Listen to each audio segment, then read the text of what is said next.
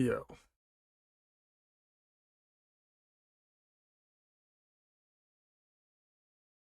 What's really good?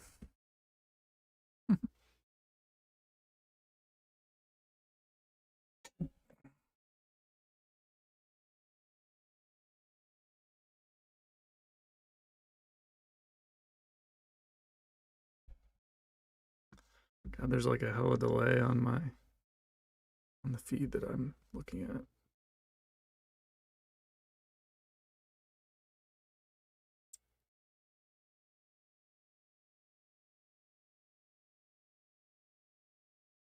Mm-mm.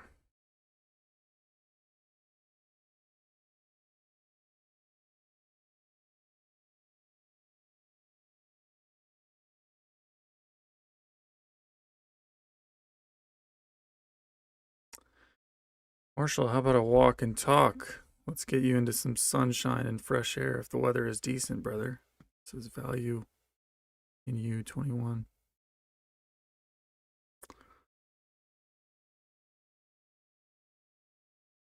I know it probably seems like I never go outside, but been running outside lately. Been tanning, laying out when the weather's warm enough. Went running yesterday, so I was running outside yesterday. Or not yesterday, the day before. And I think the day before that too. So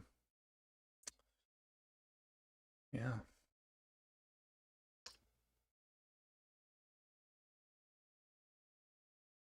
I say Paris. Thank you for the $2. He says the line at the NYC airport security is dreadful. Sure it is. Sure it is.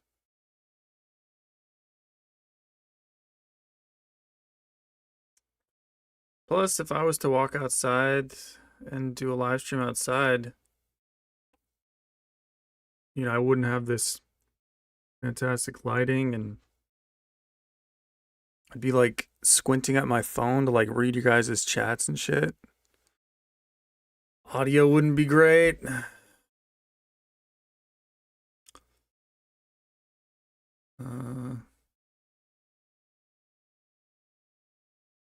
But maybe we can do that.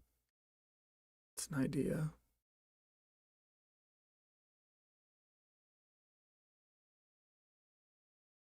On the Ventura says, love you, Marshall. Please try to do something part-time. See if the gym is hiring. Oh boy. Absolutely not. I would rather die. Why? Why should I get something part-time? Why? Tell me the reason I should get something part-time. Dude, you know how many, I don't know.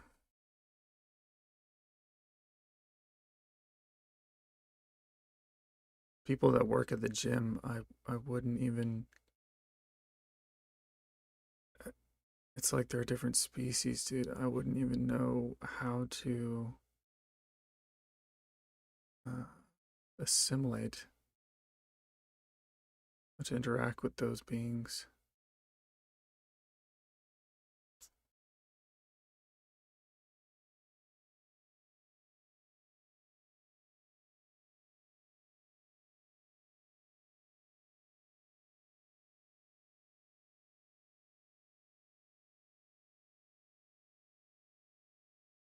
Purpose.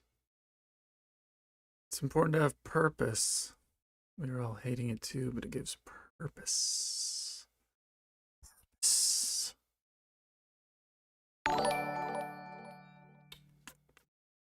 Purpose. Jolly Joker sends the $20. Thank you, man. He says, wave at a kid today. Yeah. If I see one, that's the first thing I'm doing, man. I'm waving.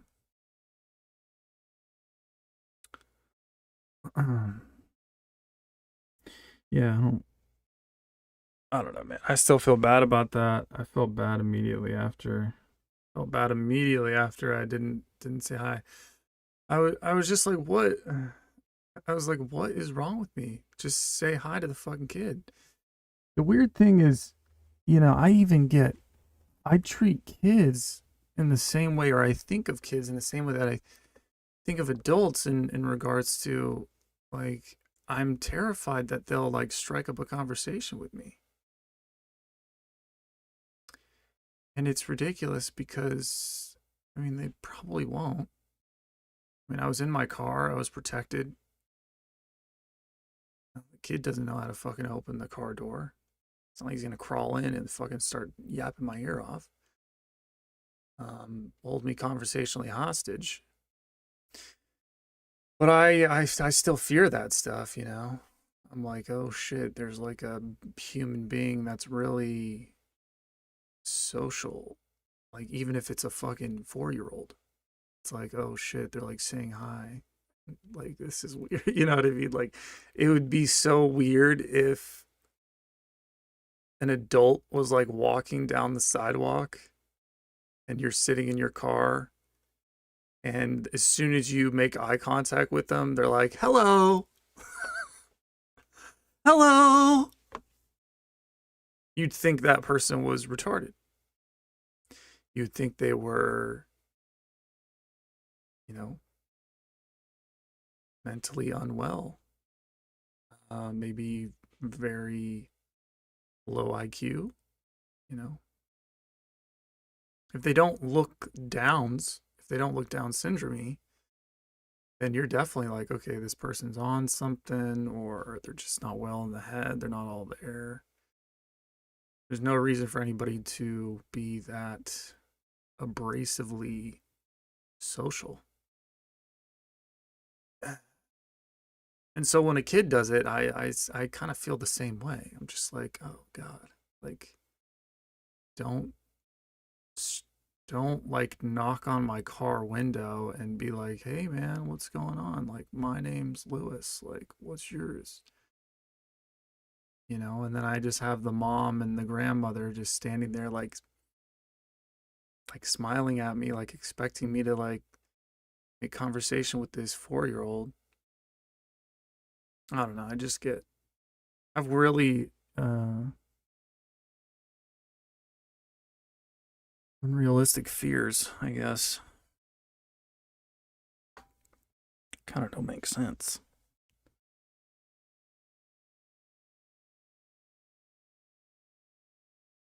But yeah, I felt bad. I'm quite sure I made, yeah, because it's like you can't. I'm pretty sure I made that kid like, that's the beginning. That's the beginning of him turning into me. You know what I mean? That's the beginning of him like understanding what like ghosting is, or what like gaslighting is, you know? Like, I basically just gaslit the kid, you know? He's 4 years old. I mean, possibly younger, possibly 3. I don't know when they start walking. It's like these two were just walking. Like, they were getting the hang of it. Like, they might have gotten up like 2 days ago. They might have gotten up and like took their first steps 2 days ago. That's probably a little much, maybe like a week ago, but um, you know, and it's just it's crazy because I'm already gaslighting this kid, and he hasn't even begun to walk yet. I'm just like, yo, you're not even worth a hello. You say hello to me, and I'm just like, I'm gonna fucking play with your mind, boy. You don't you don't fucking know me. I'm better than you. Think I have to say hi to you? Fucking wrong. Think again. You think this world is just people that are kind that say hi to each other? Think again, boy. Fucked up. You done fucked up, boy. You got no idea what's coming. I'm just the beginning. I'm just the beginning.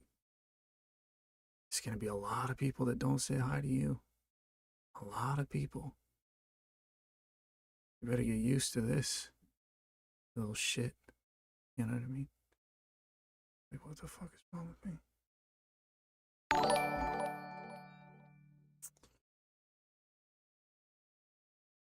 Oh, we got a subscriber. Jonas Valencia.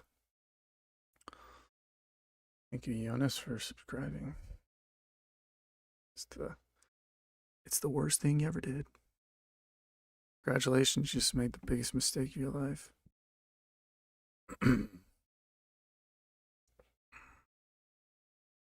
Probably takes an hour to get that tousled look. No, not at all.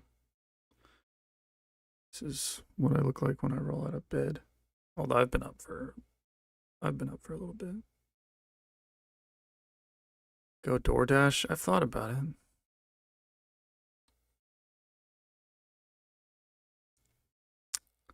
Thing about DoorDash that I don't like is that people can see where your car is and how fast you're driving and whether you make a wrong turn and how long you're sat outside the restaurant for pickup and how many stops you have. And I don't like having somebody that I don't know, the customer, tracking my every movement. Makes me stressed. Makes me stressed out. That's why my old delivery job was nice, because customers couldn't do that. They had no idea where you were. They didn't have no GPS. I just texted them, and if I showed up 10 minutes later than I said I would, then you fucking deal with it.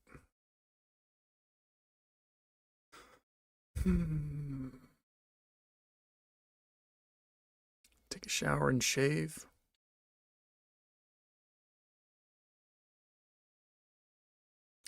The thing is, I'm not sure. I don't know whether or not I'm depressed or I'm just further along in the game than everybody else. You know what I mean?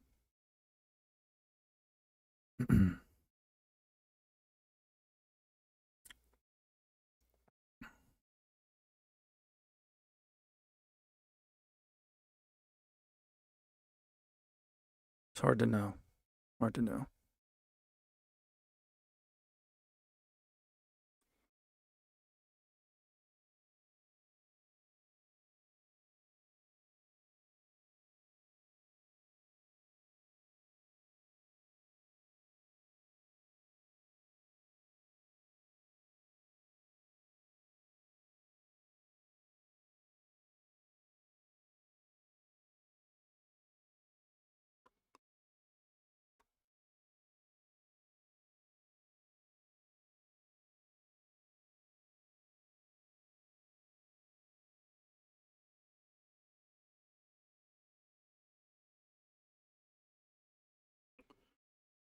Say Paris has got to go somewhere nice like Sardinia, somewhere actually positive. You know, I agree with that theoretically, but I honestly don't think it really matters. Your surroundings. I don't think there's anything. Well, it does matter your surroundings, I guess. You can't like live in a dumpster, but that would suck. That kind of be a drag on your mental health. Even someone who was extremely happy, I mean, you put them in a dumpster, say, "Hey, man, this is where you're living from now on." I think they're gonna struggle a bit, but your environment does matter to a degree. But I think it mostly matters. There's nothing. I mean, I don't live in a dumpster, so there's nothing objectively wrong with where I live. I mean, I should be able to feel good here, but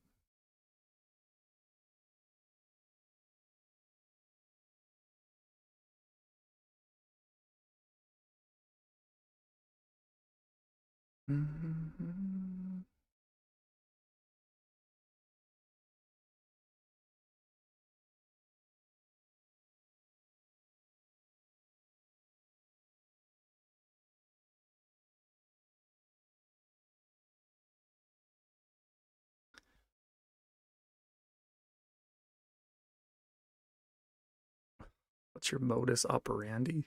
I don't have a modus operandi. Not depressed, just void maxing by choice. This doesn't feel like a choice. It's definitely not a choice.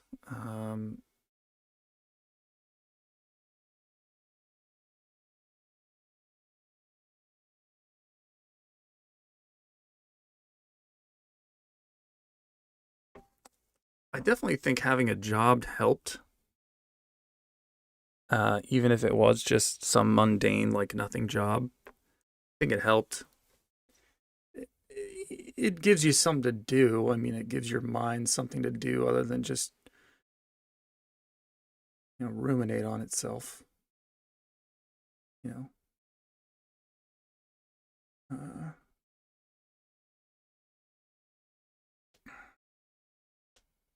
think that's kind of what I struggle with because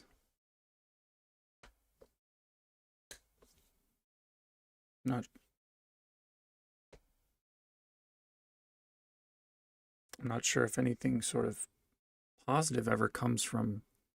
They tell you to be self-aware,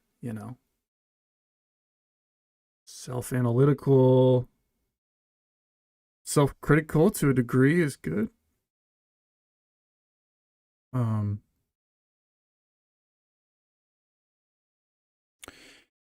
but I think you can take it to extremes. I think you can just get completely wrapped up in it and keep going and going and going and going, and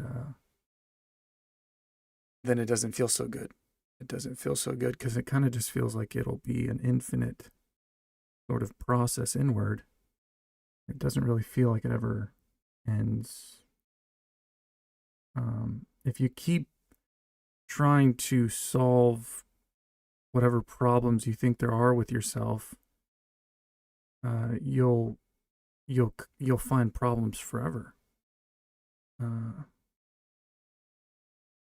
It's not like you'll ever solve the last problem. Do people actually think they'll solve the final problem of themselves?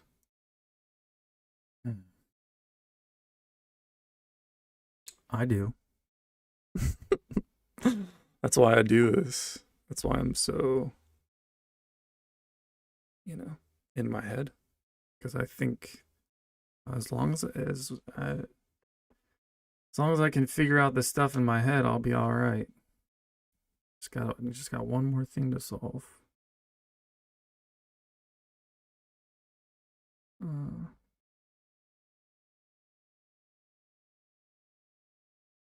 And I don't know, it doesn't really seem to.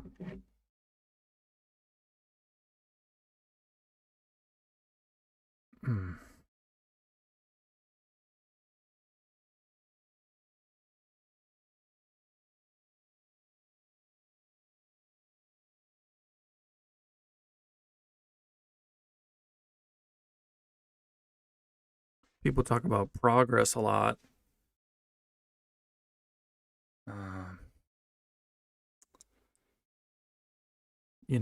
Progress is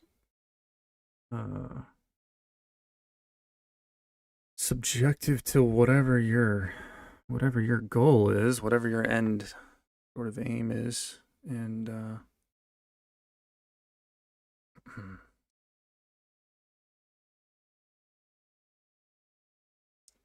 don't know. I think we're a lot of us are addicted to progress.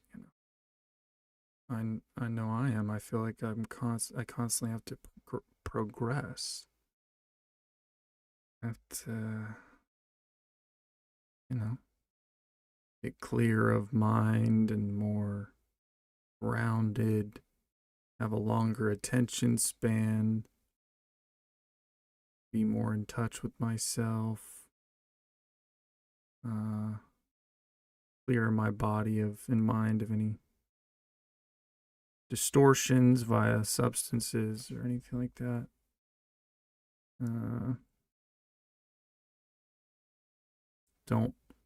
Don't spend your time doing things that are a waste of time. Make sure every minute of your day is spent doing something productive.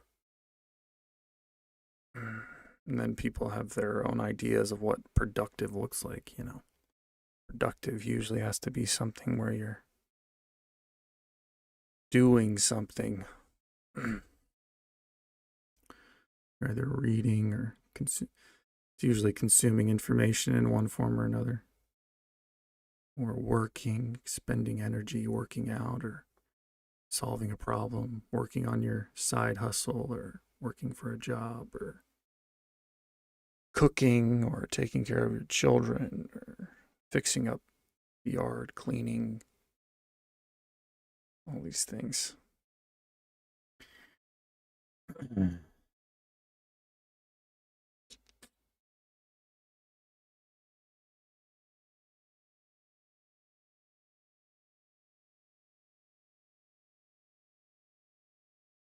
Which I guess are productive if they're towards certain goals, certain aims, but those goals and aims have to mean something to you though. They have to carry meaning. They have to carry weight, whatever it is. They have to drive you. They have to motivate you. You have to believe in them. But I guess my problem is I don't really have an aim or a goal other than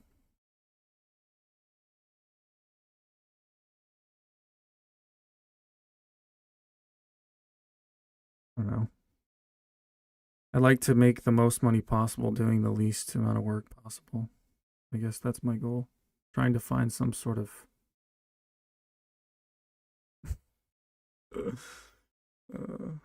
shortcut, some sort of hack to all this.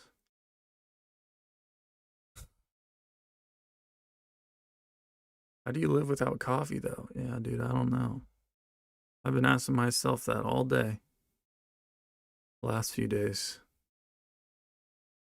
I don't know why I think I need to live without coffee, but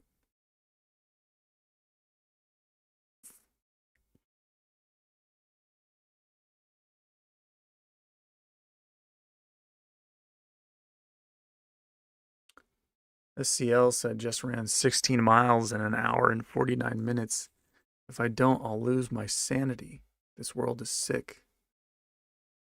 Cut out weed 2 years ago. Yeah.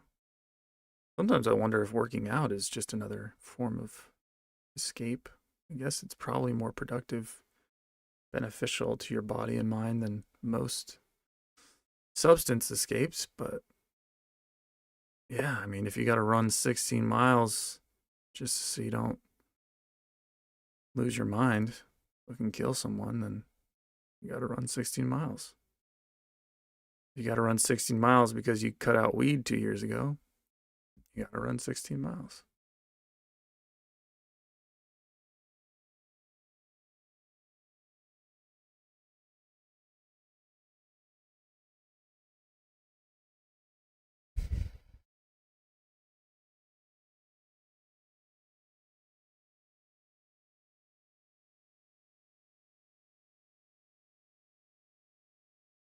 Base Mixes says if you could be 20 years old again, what would you have done differently?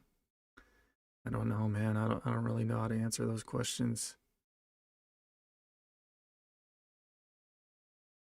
That assumes that we have free will, that things aren't deterministic, that things could have been different, that I could have acted differently, but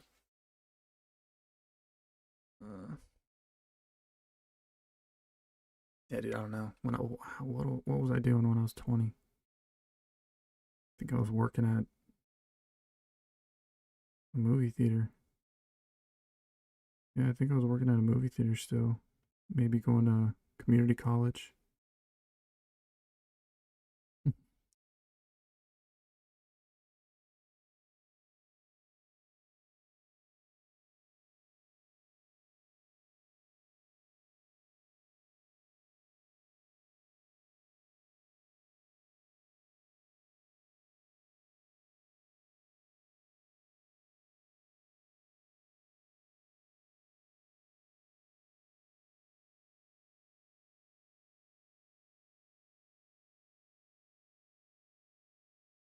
Shito Shikamamoto says, I'm 9 years older than you.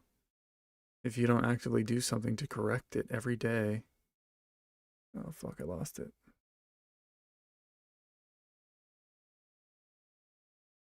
Huh. Must be. Must be meant to be.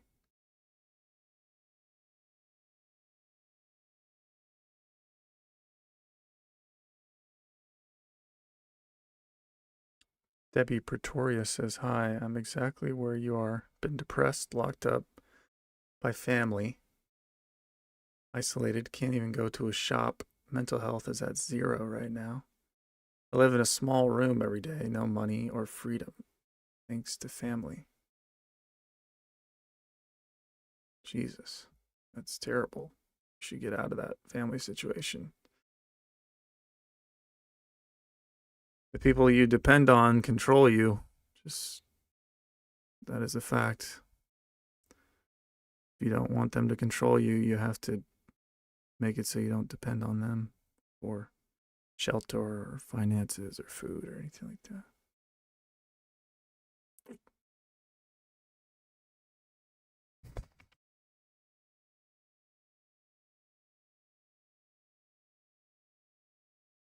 A lot of the solutions that people give, they assume that they say, okay, well, just, write out your thoughts, or like somebody said that, or you gotta get ahead of it or address it every day, or you have to go outside, or you have to get a part-time job, or you have to stay busy, keep moving, whatever it is, whatever the solution is.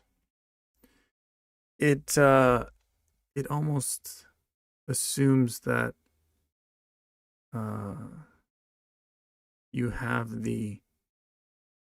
you have to have some sort of motivation and desire to do that stuff. The problem is you just don't you don't have that. So a lot of the solutions, people just don't. You don't feel the motivation for any of that, to do any of that.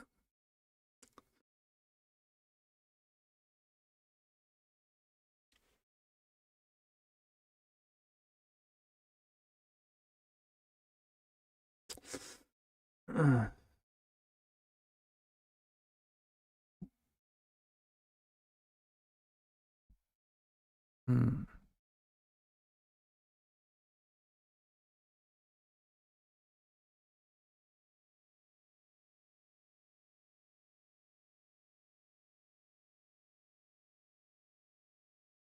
Someone says coffee is the devil. Yeah.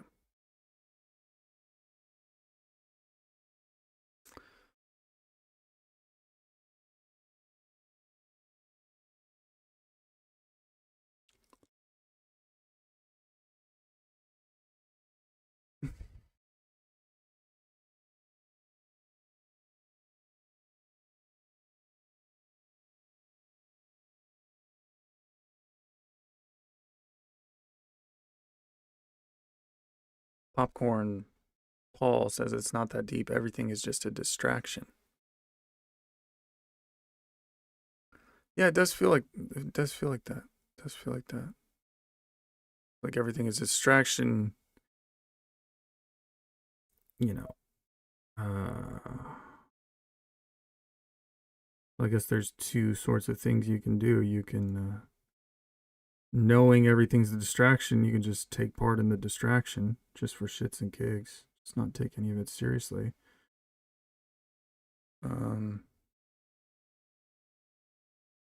Or you can not take part in any distraction and just kind of become a fucking hermit, a fucking monk, not do anything.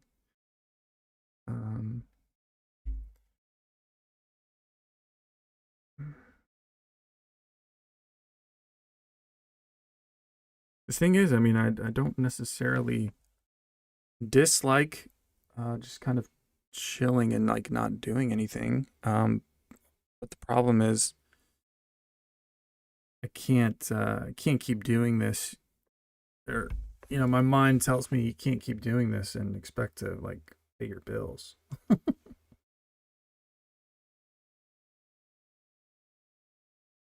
You can't just do nothing. You'll be out on the street. You can't get ahead by just chilling. Chilling is not productive. You know what I mean? My mind tells me that just chilling and reading and, you know, enjoying time is not going to do it. Eventually the expenses are going to come knocking and it's going to be a nasty surprise because you were just living in the moment. Idiot. What do you think? You could just live in the moment? Reality wouldn't catch up with you.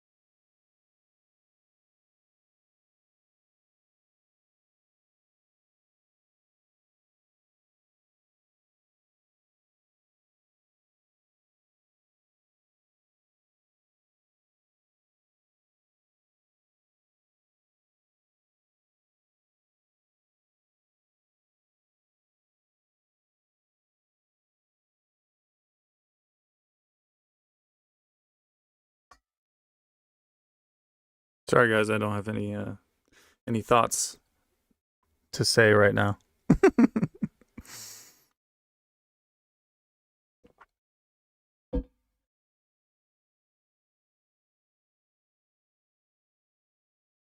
Oh, although now Isaiah kind of reminded me with his latest comment of Marin.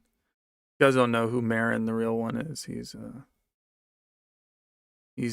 the whale of the streams. He just drops in every now and again and like gives me like a couple days ago he gave me like over $500. And then he's done that on a couple other live streams. And so he just like throws a ton of money and then it's strange because he's done the same thing after each time. He'll send these chats where he says, can you read my message? Like, did you read my message? Did you read my chat? And he keeps on asking me, but I don't see any other messages other than these messages where he's asking, can you see my chat? Did you read are you seeing my messages? And like, I'm looking at all the different chats, like the top chat, the live chat, the super chat, all this stuff. And I don't see any new chats. And so it's a very strange thing where he just starts to say that stuff.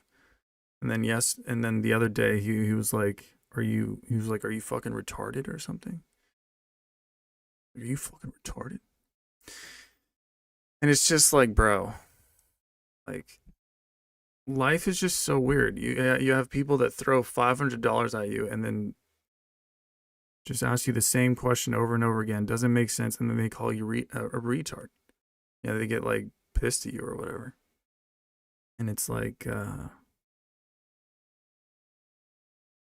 it's just like you can't trust nobody, bro. You can't trust nobody. That shit reminds me of my childhood, man. That's like some love bomb. And then, 5 seconds later, just a chop your head off sort of thing. Like, hot and cold. It's like pure, just like textbook childhood stuff.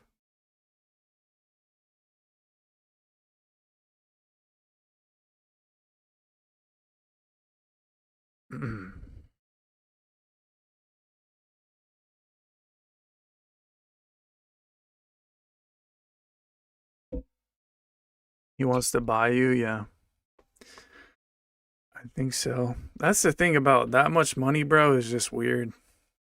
I mean, look, I get it if you want to send me like $5 or $10, $20 here and there, but like sending me $500, it makes me uncomfortable. Like that shit actually makes me uncomfortable because it's like, dude, like that's too much. That type of shit is just like, I mean, maybe the dude's like a multimillionaire and like $500 is like $5 for, you know, for us, you know. So yeah. And then he just starts saying weird shit, calls me a retard. It's like, bro, I'm honestly good.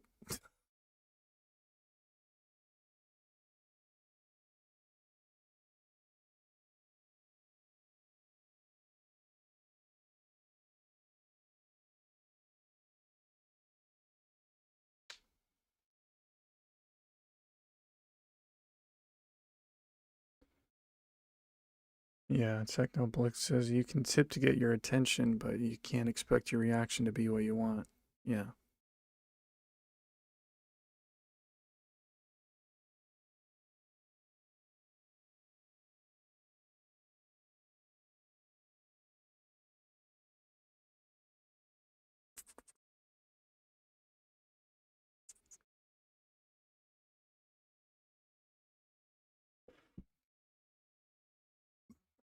Mm.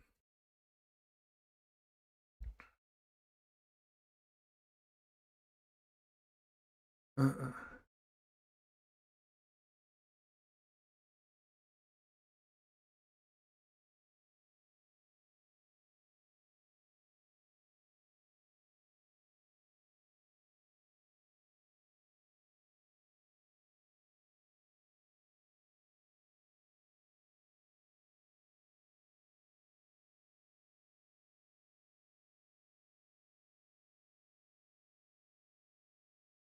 Buster Hounahan says, "Hey Marshall, hope you're doing okay today. Just woke up myself.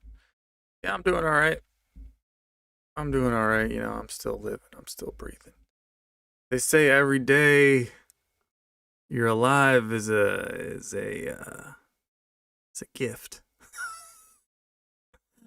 So every day you're alive is a gift, baby. Let's fucking go. That's what I do. I open my eyes every morning. I'm like, yes, let's fucking go. Yes. I'm back, baby. I'm back.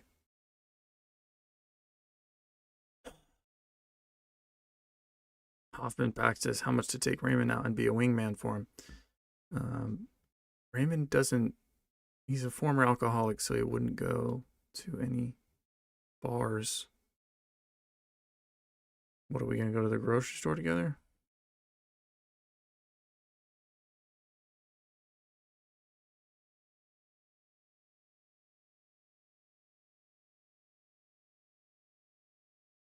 Mm-hmm.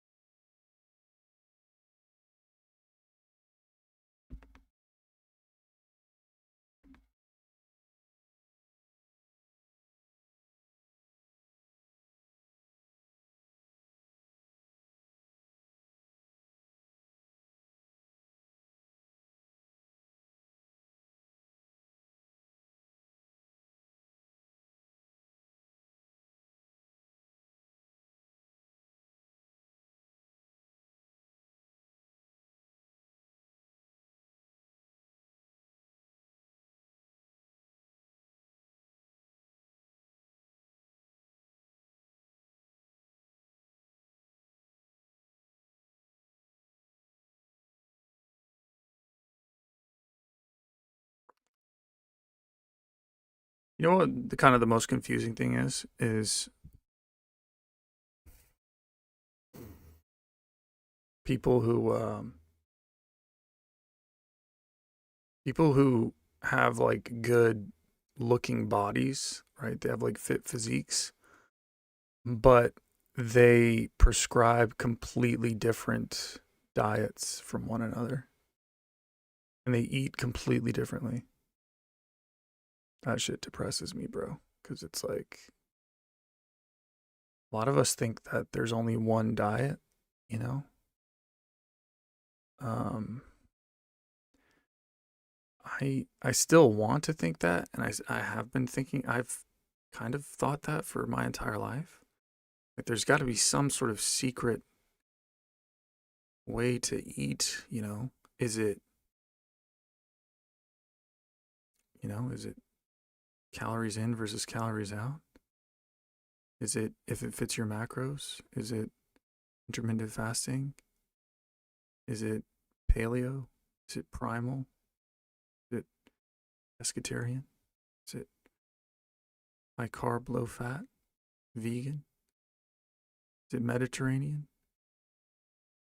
Is it all these different things? And do calories matter? Calories not. Depends on what source it's coming from. And there's literally every diet under the sun for people that look good that are promoting it. And it makes it very confusing. Makes it very confusing because it's like, I don't know what works.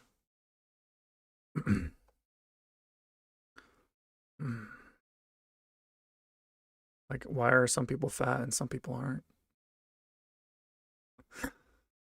Technoblix says I look fit, but my diet is garbage. Yeah, exactly. I know people who eat really healthy and like they're basically fat, like they're like chubby. You know, like they don't look great.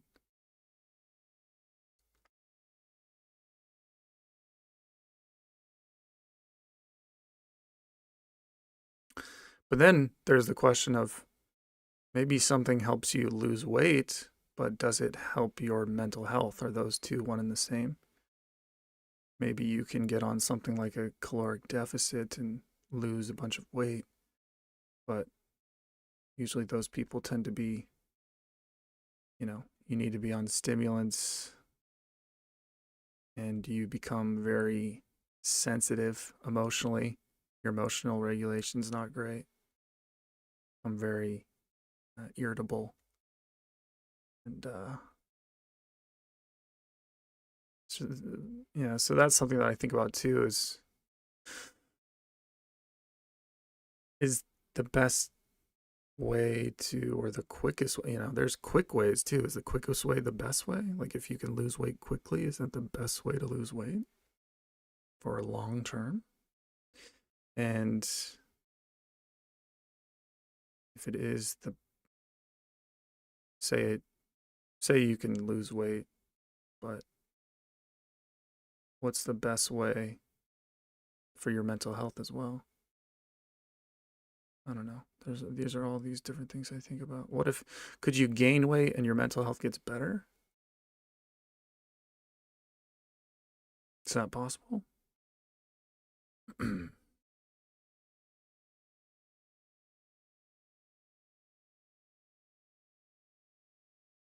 I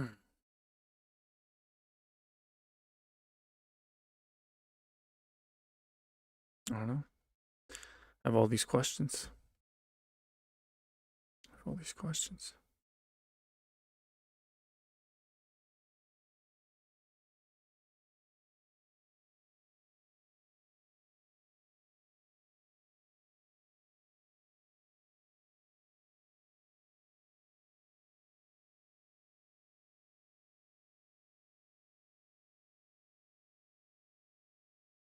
Yeah, why do you guys think we used to be thinner as a society back in the 50s and 60s and 40s? Why do you think that is?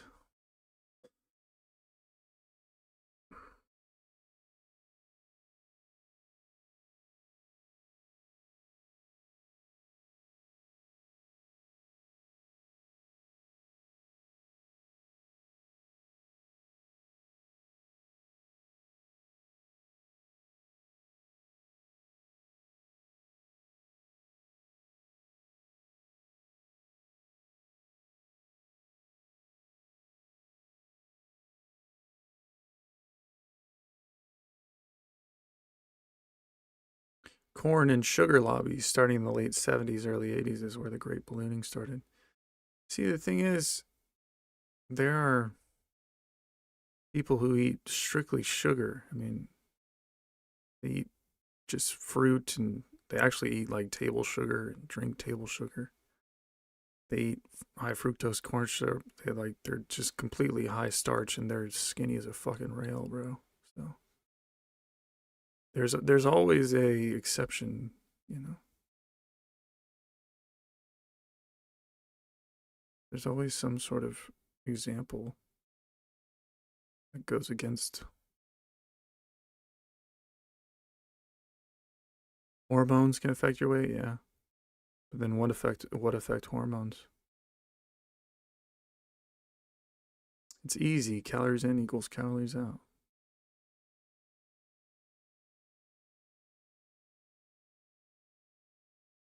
It's easy. It's just easy. It's calories in versus calories out.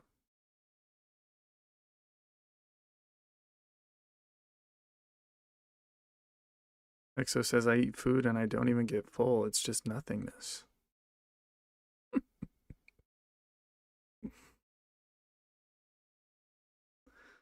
User says less nutrients, more caloric intake in factory farming. Yeah, I do think that there is less nutrients in the food. I hear that the soil's pretty trash compared to what it used to be. So the food that we eat doesn't have as much micronutrients in it that our our parents and grandparents were getting. So we're probably all vitamin deficient, maybe.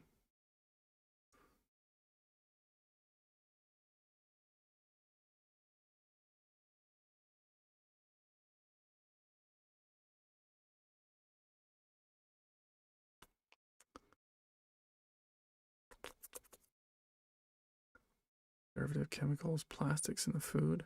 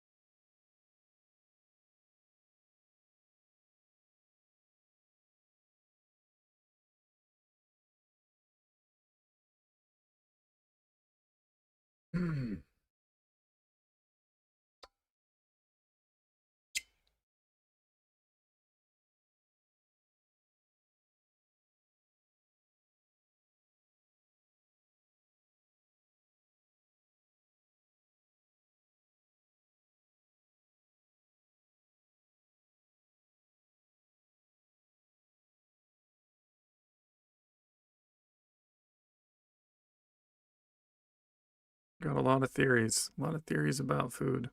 That's for sure. Do one meal a day, says one person. Eat foods that are hard for humans to manipulate. Avocados, eggs, bananas, says another person.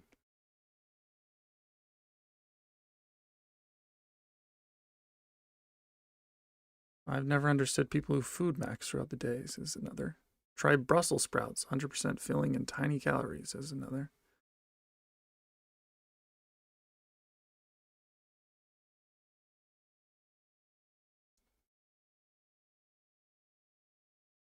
I knew this girl who drank a ton of Coke daily and she was thin, but she was also early 20s, says another. I was a beanpole when I was a teenager. I ate everything, says another. High metabolism versus lower, says another. Caloric deficit and calisthenics, says another. I do feel more energy when I fast, to be honest, says another.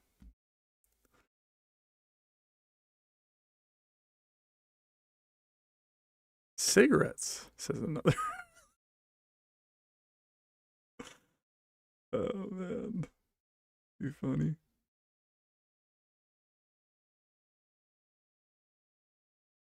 Technoblix makes a good point. He says the food in America sucks. He says that's what people say. They say the food in America sucks, and yet we eat enough of it to get fat. Apparently, it doesn't suck that much.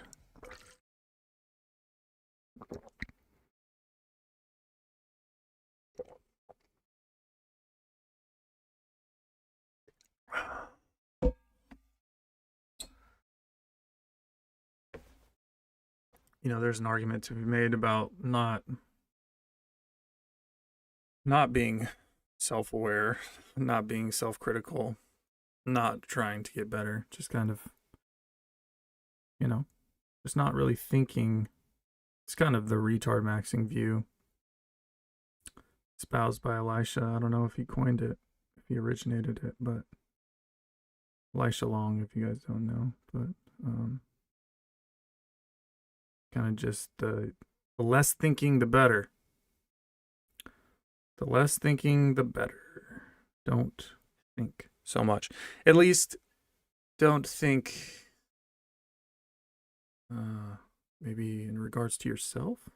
Don't think at all. I don't know. It's confusing, but I think maybe I need less thinking in my life.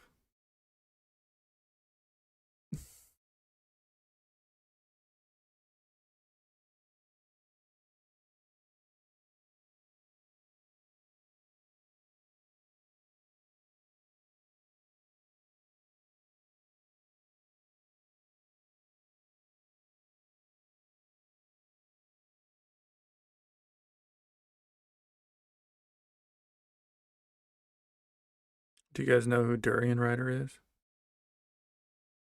Anybody?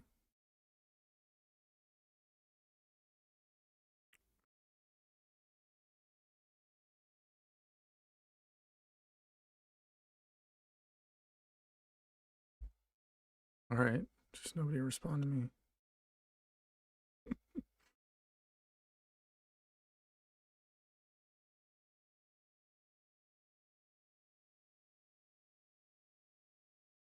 Yeah, the vegan biker guy.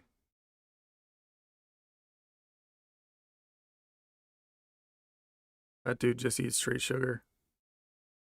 Skinny as a fucking rail, bro. And super fit. Super fit. Dude runs like 5K, which is about a little over 3 miles in, does it in like 16 minutes?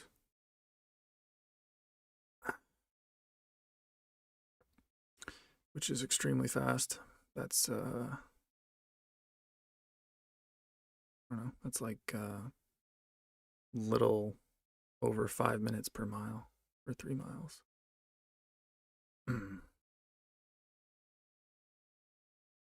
Yep, he's crazy, says Wolfwhite. Why do we think he's crazy?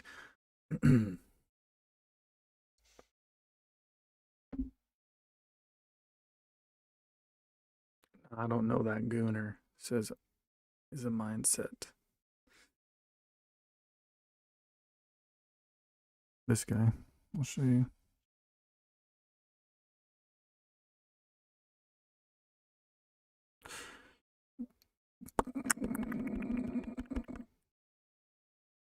Oh, look, more women are admitting it. American white men have become unwanted guests in their own something. Oh boy. Oh boy. What was I gonna type? Oh yeah, Durian Rider. He's older now. I used to watch this guy all the time when I was younger, in my younger 20s. I think the first video I ever watched of his I watched this shit so long ago, man. It was something about CrossFit. Does CrossFit have a steroid problem?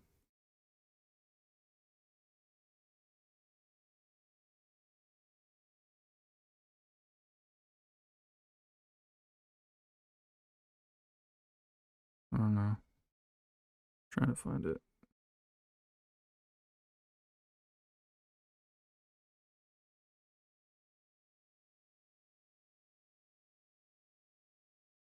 Too. Maybe it's something popular. Actually, it was a pretty popular video. It was just like so much crap.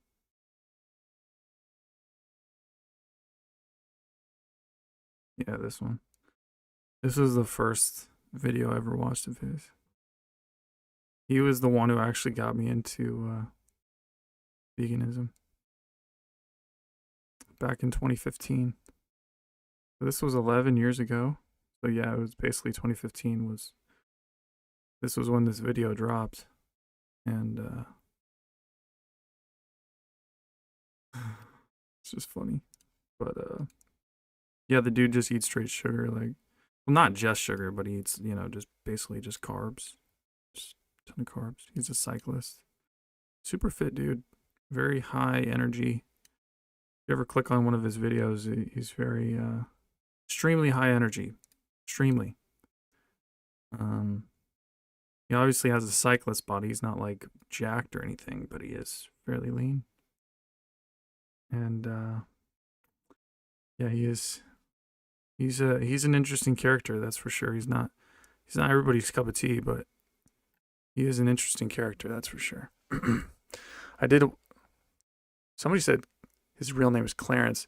Actually, that reminds me of Clarence O, who is also another person I used to watch in my powerlifting days. These videos were like epic back in the day.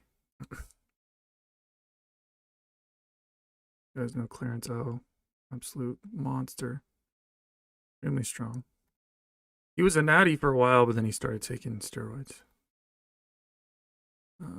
I used to be obsessed with like everything lifting, So I'd watch him. I'd watch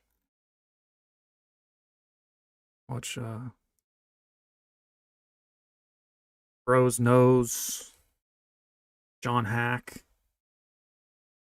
all sorts of shit. But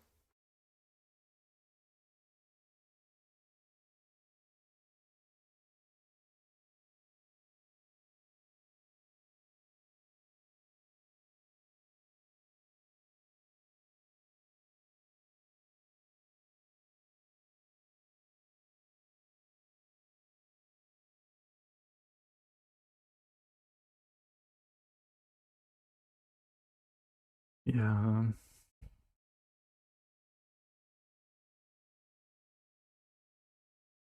Darian Ryder has some crazy videos.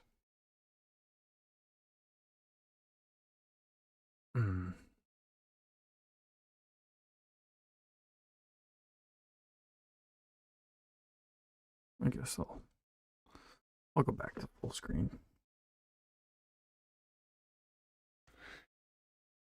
All right. So I have mods that can prevent Igor from spamming.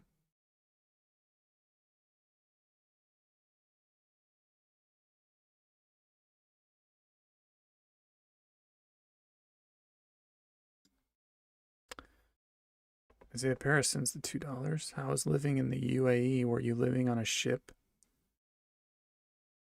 I was not living on a ship. I was living in a gated compound community. Extremely big houses. Because the currency goes further over there. The dollar buys you more over there. It was extremely hot. And very... yeah, just extremely hot, bro. Just extremely hot. That's what I remember. Like insane heat. Insane heat.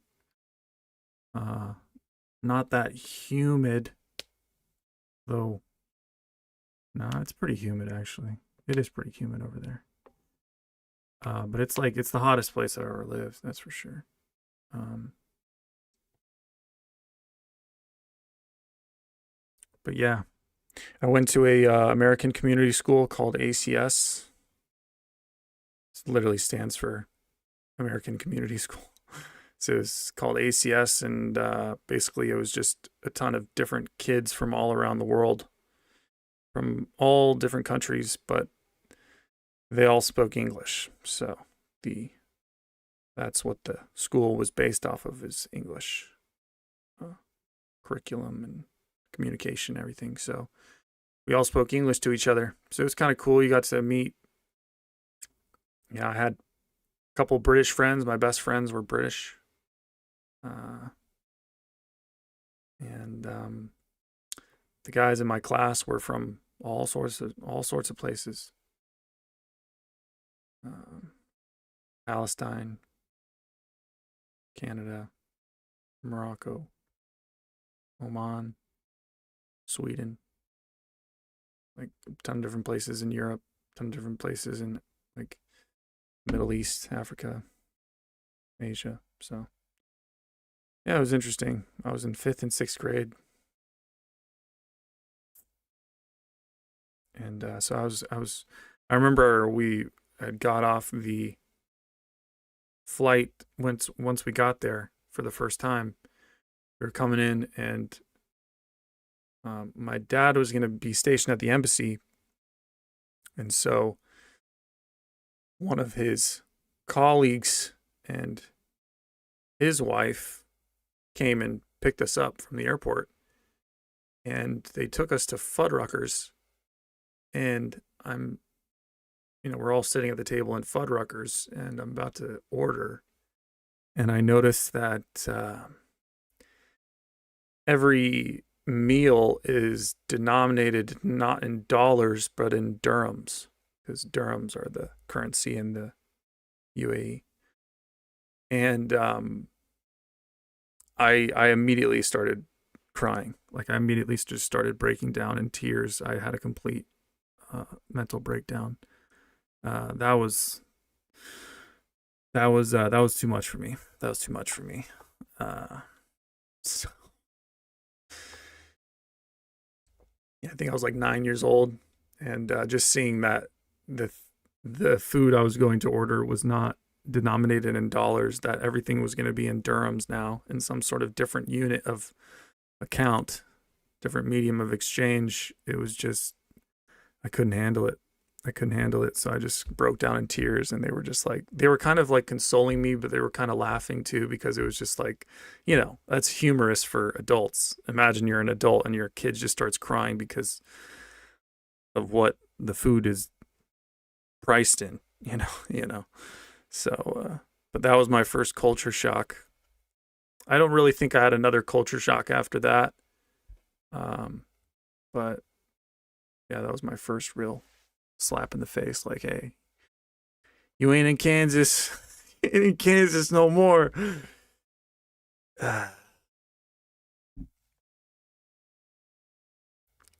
What was the phrase from, what was the line from The Matrix? You better say goodbye, Dorothy. Or you better something. You better hang on, Dorothy, because Kansas is going.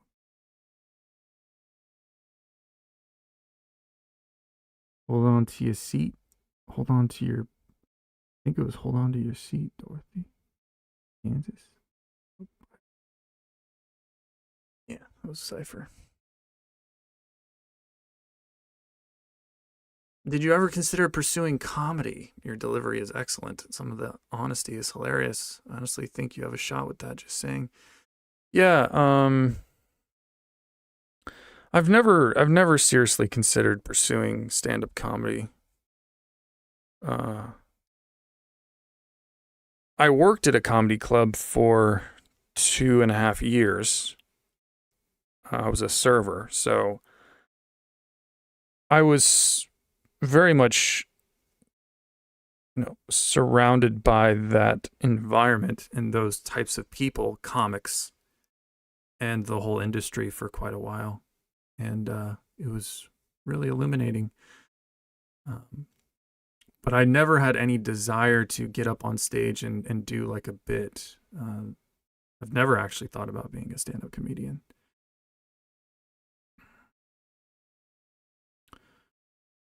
I don't I don't know. I don't know why. Um I think I'm good when there's no people, expecting things from me when it's just me talking into a camera, but you put a live audience in front of me, at first it would really fuck me up. It would really fuck me up. Hmm.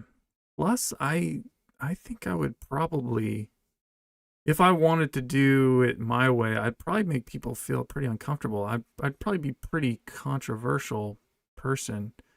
Um, you know, like I say nigga on, you can't go into a comedy club as a white guy and just start saying nigga. You know what I mean? Like people would lose their shit, man. Like you'd be they'd ask you to leave. Any black dudes in the audience would like try to jump you, fucking pull a gun on you. You know what I mean? So I think I'm a little too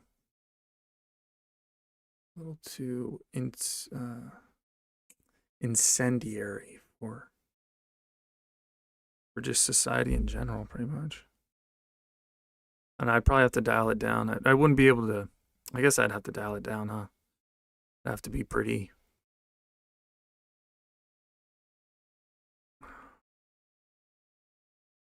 I'd have to curate it a bit to be more audience friendly, but I don't know.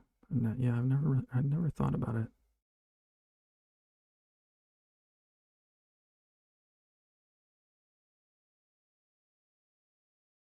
It would be a lot to get over at first. I'm sure you have to get over the crowd, what the crowd thinks of you at first. But I mean, the worst thing that happens is you just bomb. But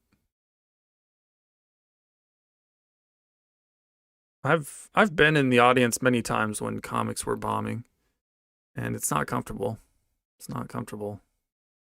You can tell, it's especially not comfortable when you can tell the comic like really cares and he's trying to hide it. You know.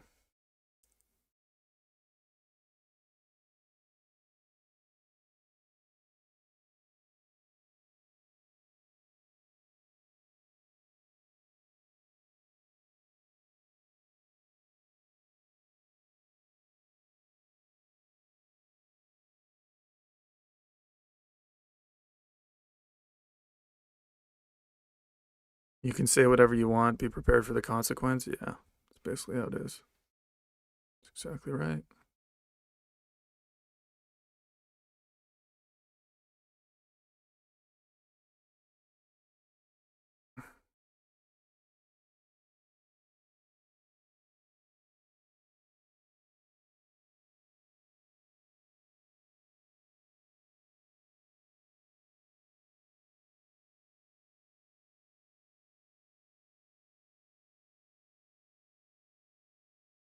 It says I got 9 hours till my flight. Keep the stream going. I got you, bruh. I got you. Say less. We'll do 9 more hours. Easy. Not a problem. Why don't you do a movie review of Ultra Sim Force Gump? Honestly, dude, I mean, I think I've already said everything about men and women. I don't really think I have anything left. I mean,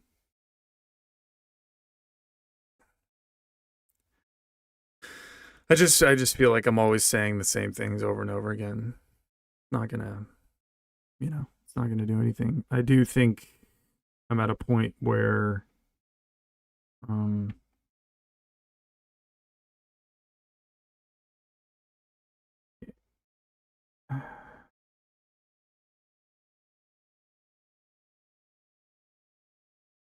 you just and I can't really expend any more energy on that because it doesn't really do anything other than just get me riled up, just kind of get me upset. And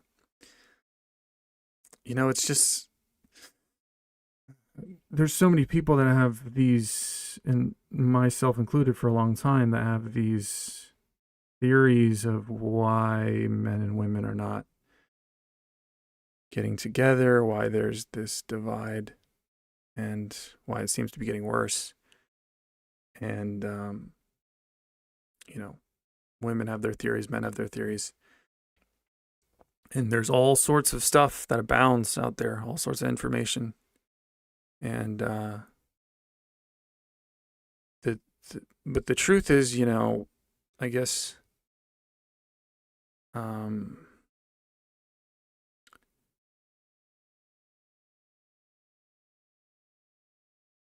I don't know. I don't think a lot of it can be solved with. It doesn't feel like any of it can really be solved with uh, discussion or debate or anything like that. So I guess I just kind of lose my interest in that stuff. I don't know how to solve it, and I don't know how to. Yeah, but you know, women and men and women will get back together when the incentives are lined up, when the deal is the deal again, when it works again. And I don't know what makes it work, so but it's not it ain't it right now, so it's not it. That's all I know. I just know that right now it ain't it, and until it's it, and I don't know what it is, until it's it, there's not really going to be anything. um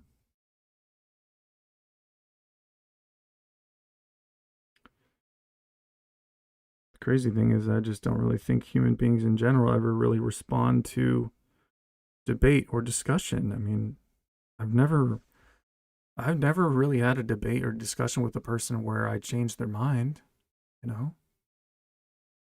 Like, yeah, we have debates and we have discussions, but I've never changed anybody's mind. At least in real time.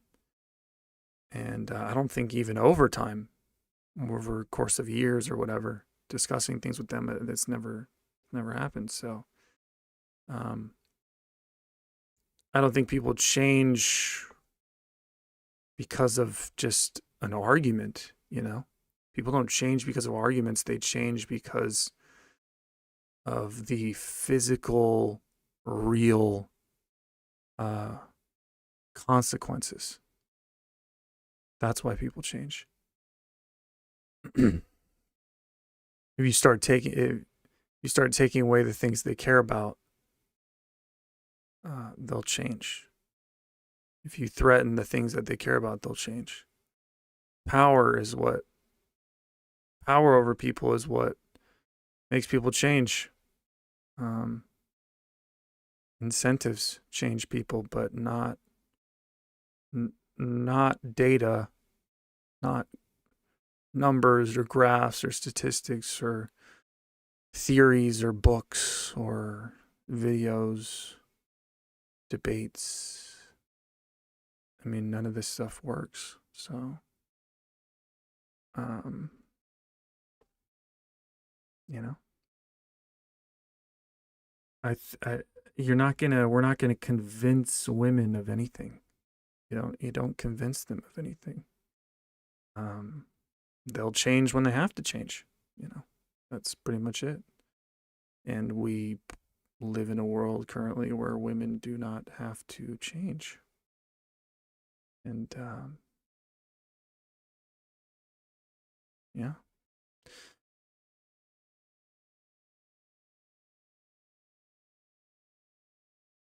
I mean, personally, dude, I'd rather just sit in my basement and jerk off to women on the internet than get a real flesh and blood woman. So I genuinely Like this is genuinely how I live, you know. It's just easier, just easier for me, and I get what I need, and a lot of ways get more, you know, visually, a lot better visually, and then I don't have to deal with any of the negative stuff. So um, it's unfortunate that this is the way life is for a lot of guys, but because I don't think I'm alone in this, but um, you know, what are you gonna do? What are you gonna do?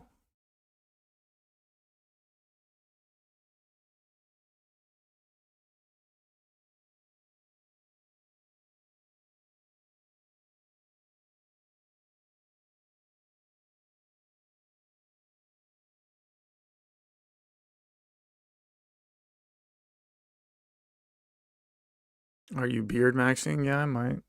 I might see how it looks. I'll, I'll give it a shot. Some people are saying good things about the beard, so I might give it a shot.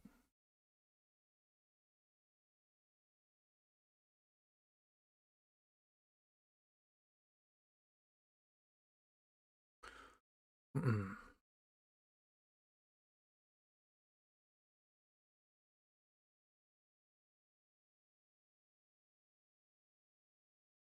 About time, Ella. Jesus. What, do you have a life? Do you have a life other than this?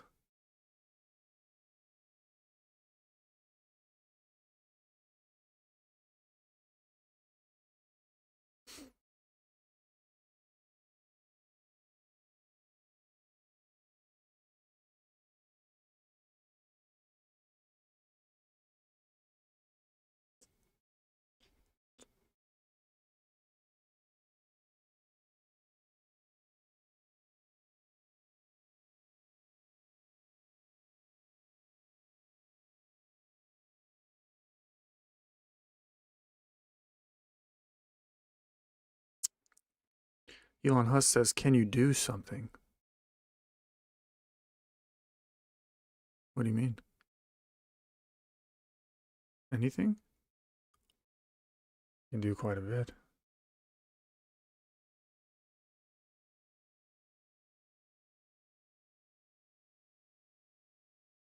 Hell, I've heard that excuse before. I don't believe it.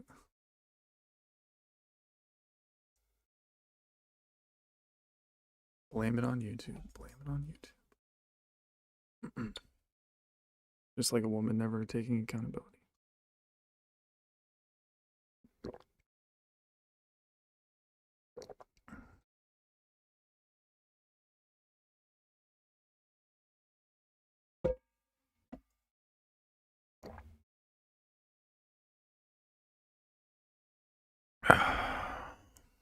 I thought you made 3K a month. Yeah, I used to when I had a job.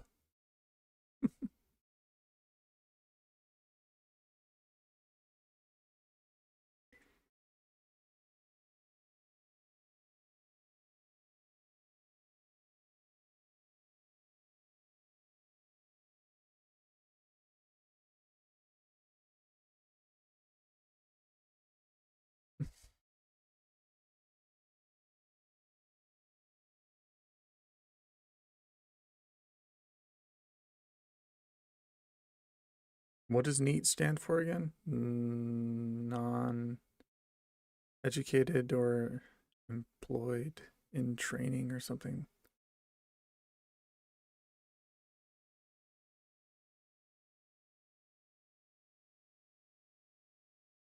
Marshall favorite metalcore band of the early 2000s.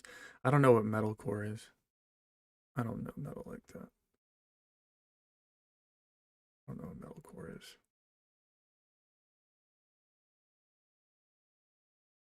Uh,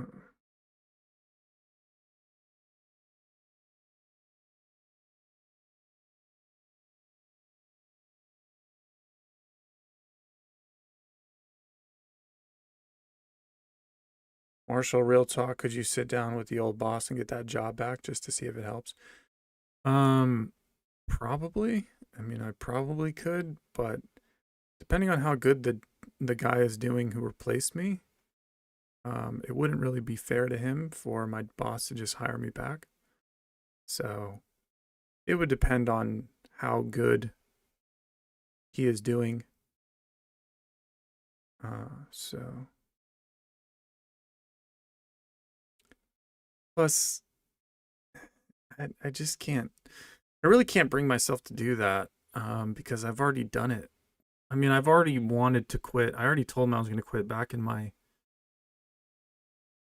in October of last year when I had it in my mind I was going to go to Europe and see Santini.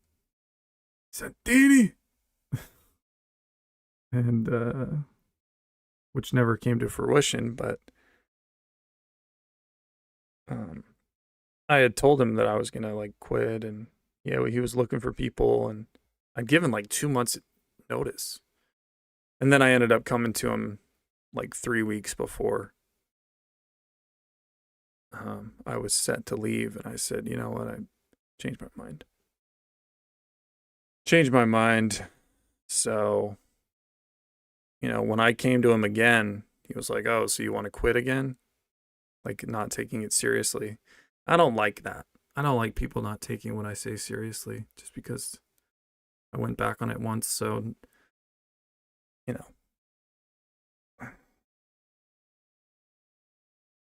I had to quit this time. So he knew my word was ironclad. That I do what I say I'm gonna do, nigga.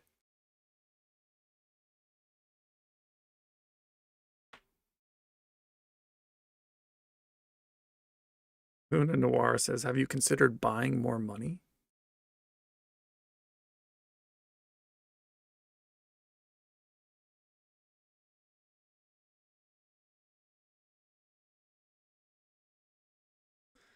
You could be smoking ciggies with Santini right now. Yeah, dude. Dude, I'm telling you, man. Santini is like my guiding light. And I know he exists. I know he lives. Never met the fool, but I just know that there is some 56-year-old Italian man who sits outside of a cafe on some sort of cobblestone road, small road, not barely big enough for a car. And maybe it overlooks the ocean. Maybe it doesn't. I don't know. And it's always warm. And he sits out there all day. And like, I just picture people walking from here to there. It's kind of quiet. There are some kids kicking a ball around. And he reads the newspaper because nobody reads the newspaper anymore, but he still reads the newspaper. And he smokes cigarettes and he drinks cappuccinos or just straight black coffee just all day. He'll go down there in the morning and then he'll go back upstairs to his small apartment or flat at night, which is maybe a block or two up the way. And it's up some steps, right? I feel like he lives on a cliff somewhere. Lives on a cliff. He's in one of those cliff towns, those small villages that on a cliff. He'll go up, he'll take a nap. He'll take a nap for a little bit. And maybe read a bit, maybe call his daughter. And she won't pick up because she's busy. And he comes back down. And he just sits there, man. He just sits there and he just smokes. And just kind of observes the surroundings around him. He'll read from time to time. Maybe the shop owner will come out and join him for a bit. They know each other because he's been coming for so long. The shop owner will come out. He'll sit down with him, and they'll talk with each other for a little bit. when he has some time, when there's no customers coming in, when it's kind of dead. And even into the evening, man, when it starts to get dark outside, there's a lamp, uh, just like right above the shop, and it kind of illuminates the cobblestone, and he just kind of sits out there and he just kind of smokes. Super. The thing about Santini is he's just happy, man. He's just, everything's okay. Everything's okay. He's really weathered in the face, very weathered, because he has a lot of wrinkles because he smiled so much in his life. He's lived a complete life. His wife is dead, and he just smokes cigarettes and he drinks coffee, and he doesn't have any ideas of self-improvement. He's not self-critical. He barely even thinks of himself. He loves himself, but I was going to say he loves himself, but he doesn't really even think of himself enough to love himself. He's just kind of there, man. He's always there, and I know he's waiting. He's waiting for me to just, come down that cobblestone road and just take a seat up next to him. Santini. And he would just look at me, He wouldn't even say, "Well, I have to say nothing, bro." Takes a drag. Maybe he hands me, you wanna take a drag with a cigarette? We don't even have to say anything, bro. He just gets it. He understands me, bro. We just sit there and we just smoke, drink some coffee, and we just look out over the sunset, over the ocean. And it's all okay, man. It's all okay. Isaiah Paris sends the $2. He says, "I'm done playing chess." You retired, huh? Alice says, "Maybe you destined to meet Santini's daughter." Santini's daughter. Yeah, maybe.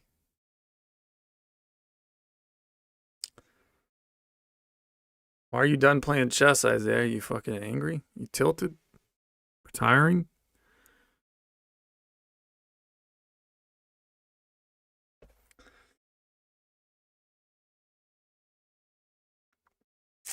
Canthony says, "Marshall, you're a fairly intense fellow, and I like you because of that."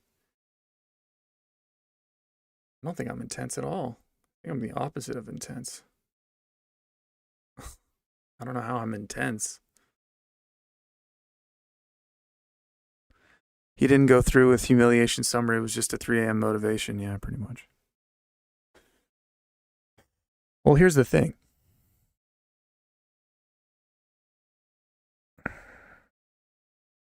Summer hasn't started yet. Okay? So let's not jump to conclusions here saying that I didn't pursue Humiliation Summer. Humiliation Summer has yet to start, so I was going to kick it off kind of with going on that, getting those couple beers, catching up with that old friend of mine who's a girl. And but she canceled, right? Because she was sick. So she rescheduled for this weekend, so let's see if we can start off this weekend. I could have gone out, even if, despite her cancellation, I could have gone out last Saturday and done my 2 hours, served my 2 hours at a bar, like I said I was going to, but I just wasn't feeling it. I just wasn't feeling it.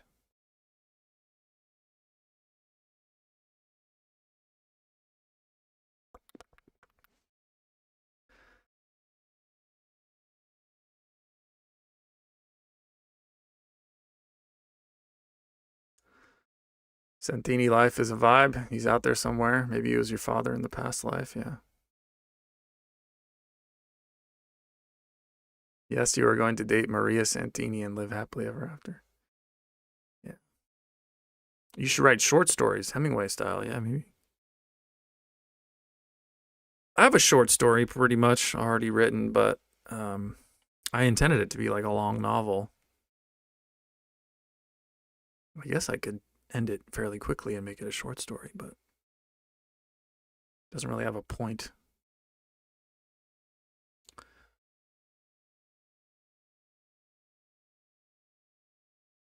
But yeah, Santini. Santini! I'm coming. I'm coming, Santini. Wait up for me, Santini. My name is Inigo Montoya. You killed my father. Prepare to die.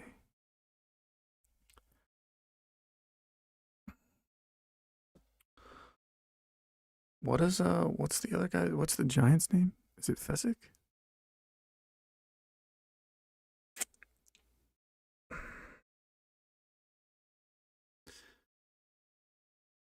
I'm trying to remember what he says. He told me we go back to the beginning. I don't remember. Princess Bride.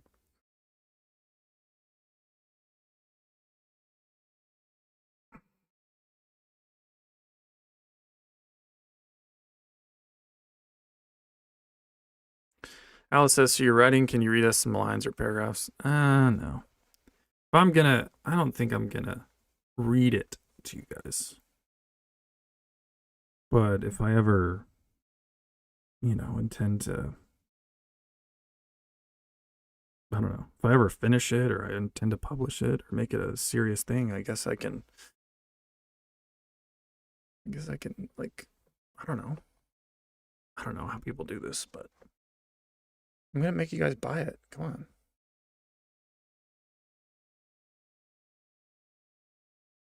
If you're good at something, never do it for free. What the Joker taught us. Who is Santini? That is the question that we are all asking. You are asking the exact right question, deep fried deals. Who is Santini? Who is John Galt? It's basically the same thing. Who is Santini?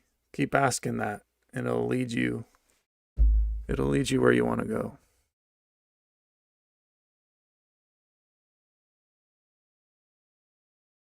That question does not, you're asking it as if you want an answer, but that's not the point of it.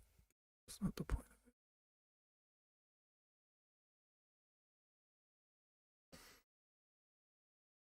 it. Clunker says, I don't mean to sound like a dick, but I'm too depressed to care. I'm right there with you, man. I agree.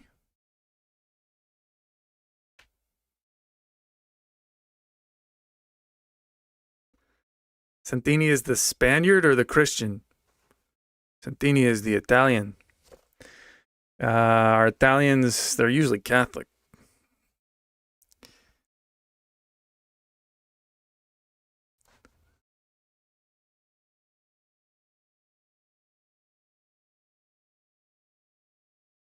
Many of the people in here suffer from actual depression.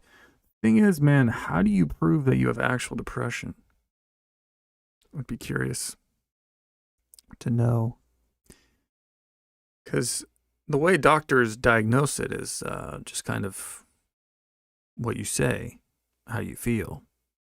And I'm lazy, I can't get up in the morning, I don't have energy or motivation or desire. Okay, you're depressed. But that depression, I don't know about this whole depression thing. Guys, I have to piss. How do we not become demoralized with life? I think it helps to not think about it. Probably. Maybe that's the only way. Just kind of distract yourself. Like I'm doing right now by just reading the chat, interacting with you guys. I have to pee, guys. I will be back.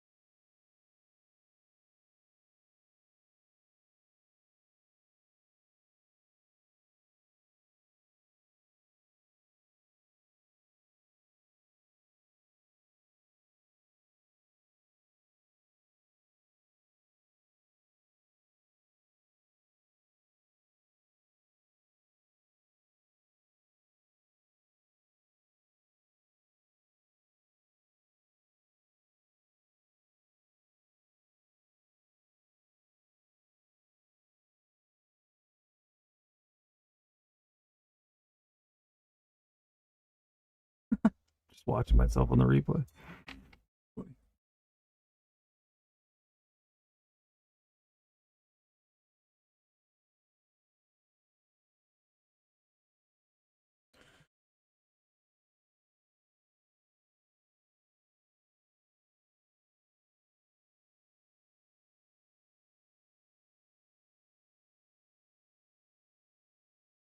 The guy, durian rider that I was telling you guys about, that I used to watch when I was younger, when I was in my 20s.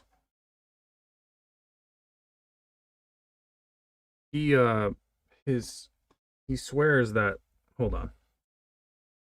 You know, I guess I could still talk even without these in my ears. I don't know. Boomer moment, I guess. Ew. It's like hella earwax in this fucking thing. Damn, bro. It's fucking gross. It's nasty.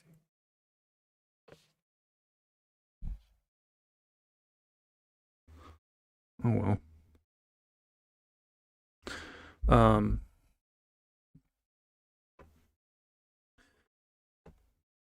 That guy that I used to watch when I was younger, he used to swear. His whole thing is, if you watch his videos, his whole thing is get off the stimulants, get off all drugs. And the problem with society, the reason why everybody's fat and out of shape, irritable, unhappy, crazy, depressed, anxious, mentally unwell, stressed, is because they don't eat enough sugar.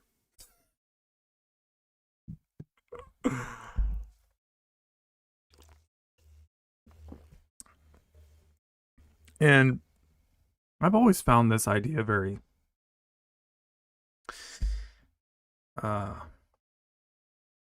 I don't know, I find it intuitive, even if it is wrong.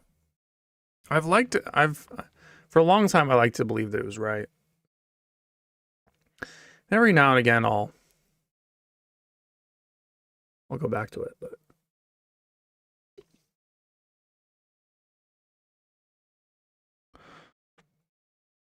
thing is, the dude is I wouldn't listen to him unless the dude was skinny as a rail and also very high energy. And he seems to be very happy most of the time. He's extremely high energy.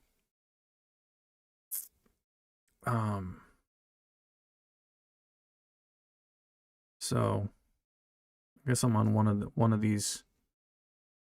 I'm on another kick where I'm starting to buy into durian riders' theories and philosophies. You know what? I just need more sugar. That's what I need. I already know there's people that are just like, what? No. Like, no. Sugar. No. That's the devil. You can't drink sugar. Dude, the dude swears by it though. He literally, you guys have to watch some of his videos, bro. He'll put, I've done this. So here's the thing. He'll put like entire cups of ground table sugar into water, and he will just drink that. He's done this for years and years and years. He even shows his blood tests. His blood tests are perfect.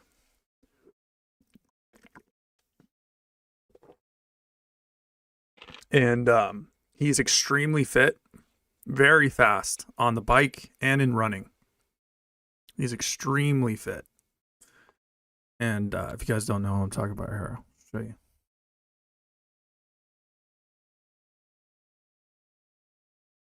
But I've done this before. Every time I have more sugar, I always feel better. I don't know why.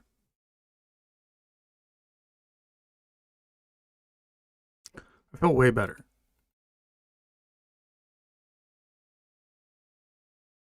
And when I'm off the caffeine,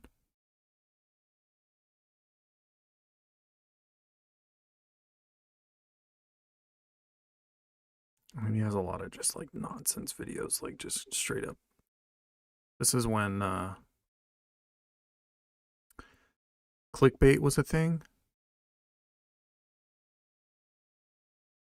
He's very comfortable around spiders too. Very comfortable with spiders, insects, snakes. He has videos where he'll let like spiders like crawl out of his mouth and stuff. The dude is interesting, that's for sure. Did I click most popular? Yeah, I clicked the most popular, yeah.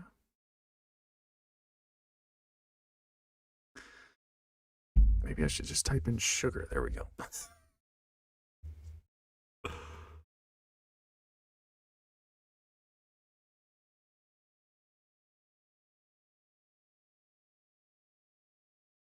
Trying to find.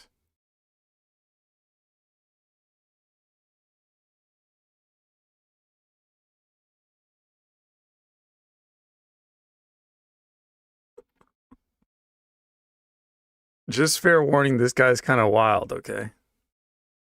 What do you notice about me all the time? Always lean. Been doing YouTube since 2008 and we're always lean over here. Whether I'm 85 kilos or 59 kilos, same body fat, always lean. Why is that? Because I understand sugar is your friend. And fat and protein, if you want to increase your body fat, eat more fat. If you want to increase your body weight, eat more protein. But most people out there are looking to decrease body fat, decrease body weight. This is Krispy Kreme donuts. This is sugar. People say this is bad because, it's got sugar in it. But look how much fat and dairy hormones are in this. And your standard donut, fried in fat. The fat you eat is the fat you wear. Whether it's healthy fat or trans fat, whatever. If we're talking weight loss and fat gain, fat. He's not trolling. He's definitely not trolling. Is fat. 9 calories per gram for the calorie. Dude looks extremely unhealthy. You think so? He's got extremely high energy. I would say energy levels, he mogs most people. I think he's very skinny. He's obviously very skinny, but he's not like jacked or anything. But that's because he cycles and he runs. He actually doesn't do that much fitness, is what he says. He says that he's just this lean because of his diet. Because he just eats sugar. He doesn't drink caffeine, like no caffeine. His thing is like caffeine is the worst. Eat low protein, low fat, extremely high sugar. That's his thing. Dude swears by it. Levels out there, okay? So the fat you don't eat is the fat you don't wear. Now sugar, how much fat's in sugar? Oh, 0. 0 grams of fat in this 2 kilo bag of sugar. Now think how much fat's in this. How many grams of carbs in this? We've got blah, blah, blah, blah, blah, blah. 120 grams of carbs in here. And we've got fat, probably 20, 30 grams of fat total. You know what I mean? So imagine how many kilos of sugar you have to eat to get the fat in just 4 donuts. You have to eat almost... He's fine with corn syrup too. You say no corn syrups though? No, this dude is like corn syrup, high fructose corn syrup, sugar, like he just puts it down like everything. He hates like meat. This is the guy who made me go vegan. If you guys want to know who made me go vegan back in 2015, this is the guy who literally made me go vegan. And the thing was, I was never able to quit the coffee. I could quit for maybe a few weeks at a time, like maybe 3 weeks or a month or something. I'd always end up going back to the coffee because I just felt like I needed it. This is the longest that I've been off of caffeine in my life since mid-October.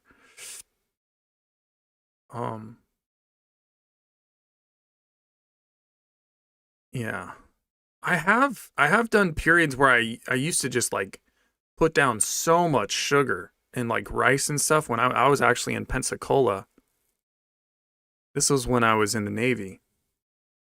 And I would just eat bowls and bowls of rice with soy sauce and then throw down like, you know, uh, like 100 grams of sugar and like water.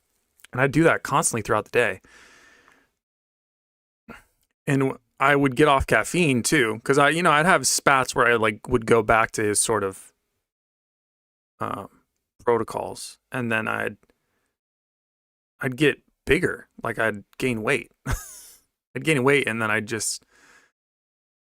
go back to just okay. I should go back to um, nicotine and caffeine, and you know, stop the sugar and all this stuff. But he would say that that was my body healing, that it was my actual metabolism coming back. Like you have to go through a healing process. I don't know, something about what he says is always just, it's always felt right to me. Like intuitively, it seems right to me because you have to watch a lot of his stuff to kind of get it. But I don't know. It could be that, I don't know. But I've never been able to make it work for me. That's the thing. I've never actually been able to get his results in myself. So,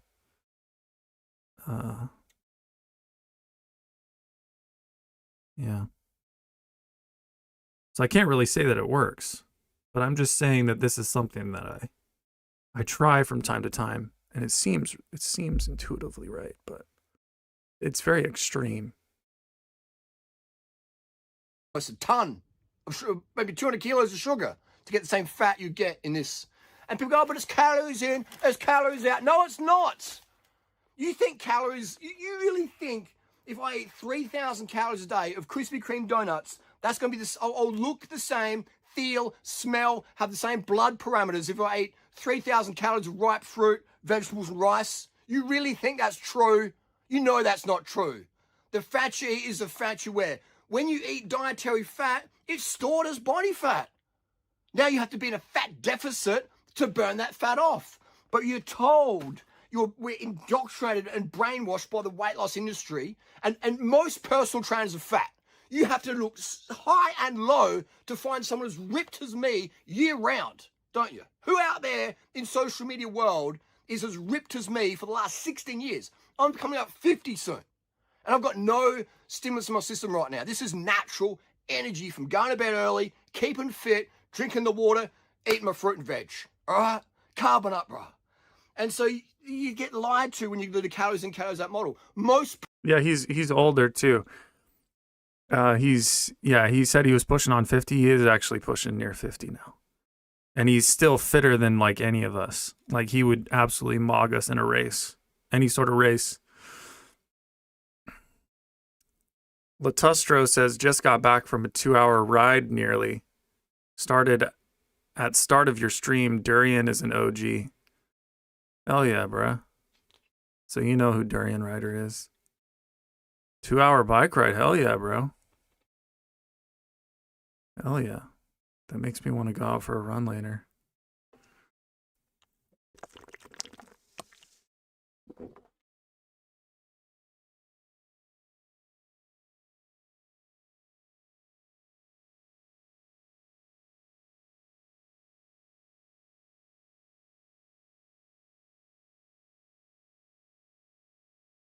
I'm about to leave if this doesn't turn off. Oh, I got bad news for you. Personal trainers are fat. They're overweight. And the lean ones are lean for a few weeks, some starving, doing thyroid meds, Clan, Ozempic, starving themselves, all this nonsense. Yeah, so he eats a diet of basically rice and it's all like fruit, you know. He eats a lot of fruit. It's a shit ton of fruit, shit ton of like bananas and dates and durian and stuff. Table sugar. He has like a ton of sugar. fruit juices, sodas. He has rice, vegetables. Basically what he eats. So And I feel sorry for him because their mental health is in the fucking gutter. James Smith, PT, he openly admits, I feel garbage and I can't get lean. Sarah Wilson, I quit sugar. She jumped out of a moving car. Her anxiety is so crazy because cortisol goes up when you're trying to remove sugar. That's why we see a mad increase in Xanax and all these SSRI medications that are being prescribed. Boom! Because people are thinking sugar's bad. But every cell in the body runs on sugar. And sucrose is the same, whether it's from the Krispy Kreme or the banana. Sucrose is sucrose, okay? Well, I'll eat fruit, but I don't want to eat refined sugar. It's the same thing. Sucrose is sucrose. That's like saying pesticides are really bad, but if you spray pesticides on fruit, that's okay because the fruit has fiber and antioxidants and minerals and vitamins. You got your vitamins in the fruit, so the DDT you're spraying in my oranges, that's okay, bruh. But DDT alone, that's dangerous. Sugar alone's bad, but sugar and fruit's okay because it's got the whole package. You know, can you see? Poison's a poison no matter where the fuck it is. Sugar's not a poison. But you say sugar's a poison when you say, I don't eat out of sugar, but I eat fruit. And then you fail.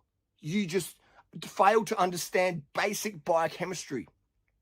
Sucrose is sucrose no matter the source. Let's be clear on that. No more comments about that for the next 1 minute. Why do I have such emotional intelligence and depth as a man? Because sugar is my friend. This is my... Isaiah, you said I went almost a year without speaking to anyone, and he was the first guy to have conversations with me. Who are you talking about? Talking about Durian Rider? This guy?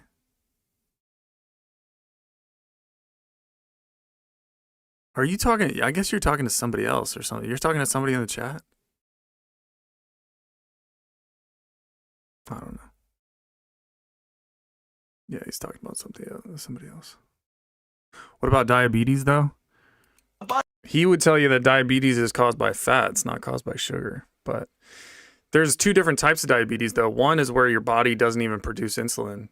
That one you can't cure. It's not curable with diet.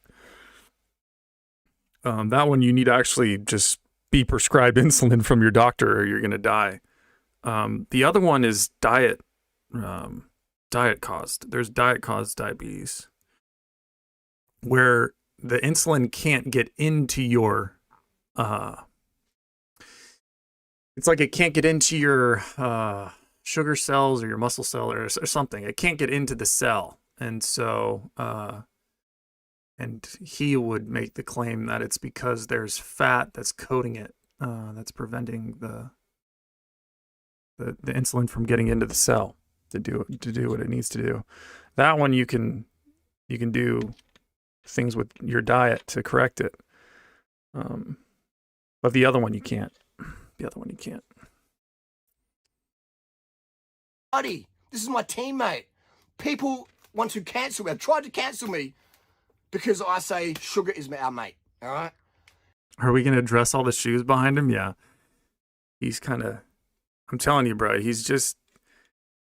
He sells like, this was back when he was selling shoes for a while. That's what he was doing.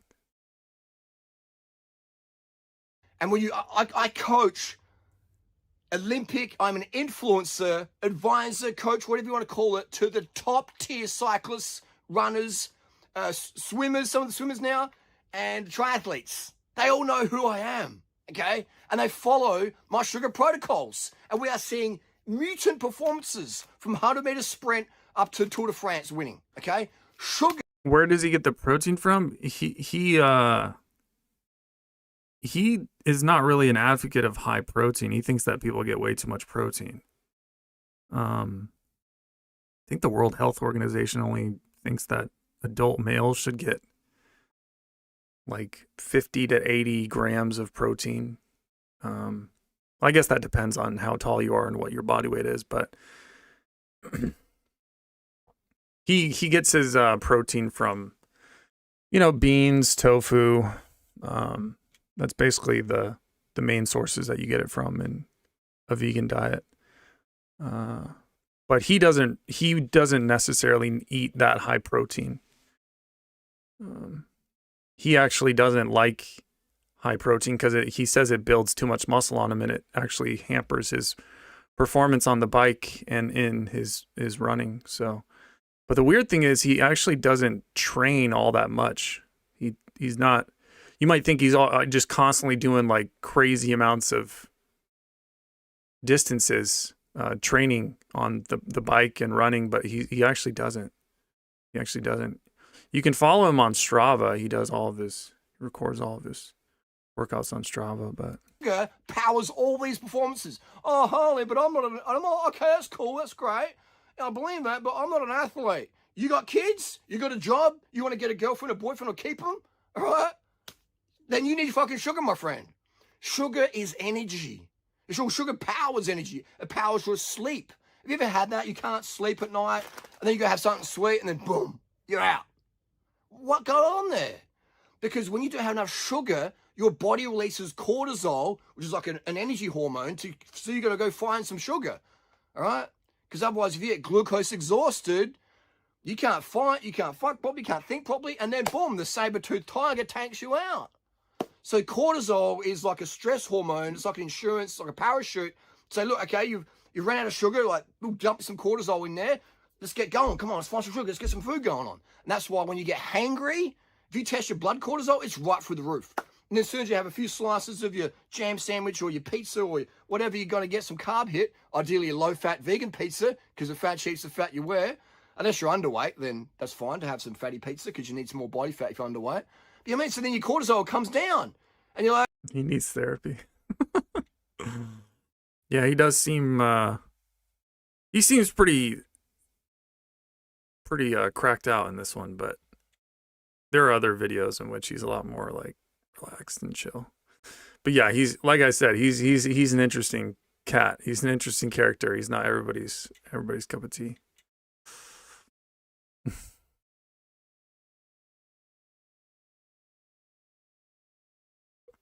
Isaiah says, I don't listen to a word from people down under. I'm gonna turn off the audio.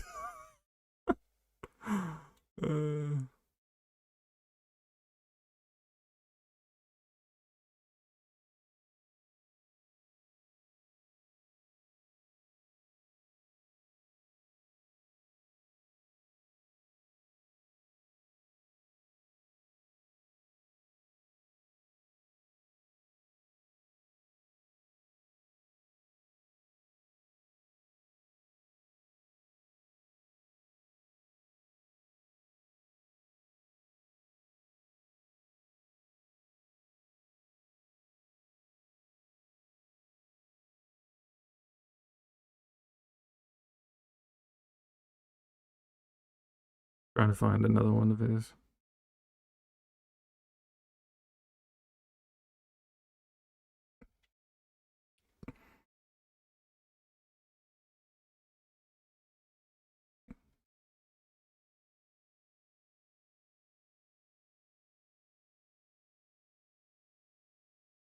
Where's the one that he's...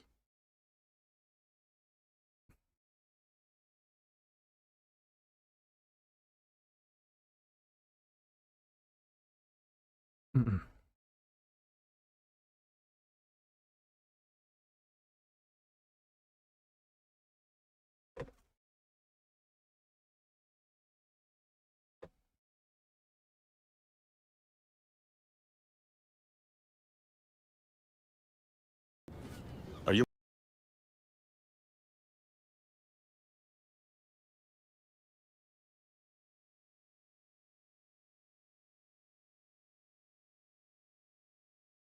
What was the one that I just recently watched? There's one that I just recently watched. It's kind of shorter. Which one was it?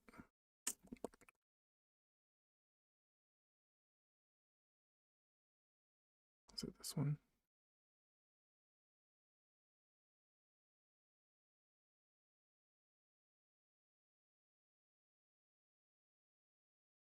What's for dinner? First of all, no strip. Could be deviated septum, always had it.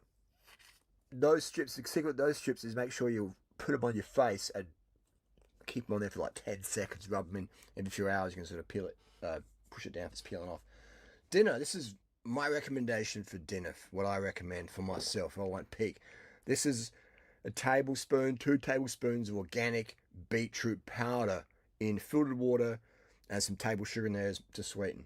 All right, that's my beverage, and we're drinking plain water as well, filtered water.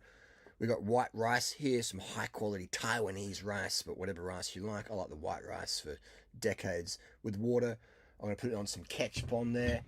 Normally I've got organic ketchup. Now I ran out of that. We've got this tomato ketchup, and we've got some sugar satchels. Pour it on there, crack it, and that's my dinner. As much as I want. The rice refills. Now tomorrow, I've got a 5,000 meter track event, and I haven't ran on the track for probably, God knows, a 5,000 was probably 2011, so 14 years. I just found out about this a few days ago.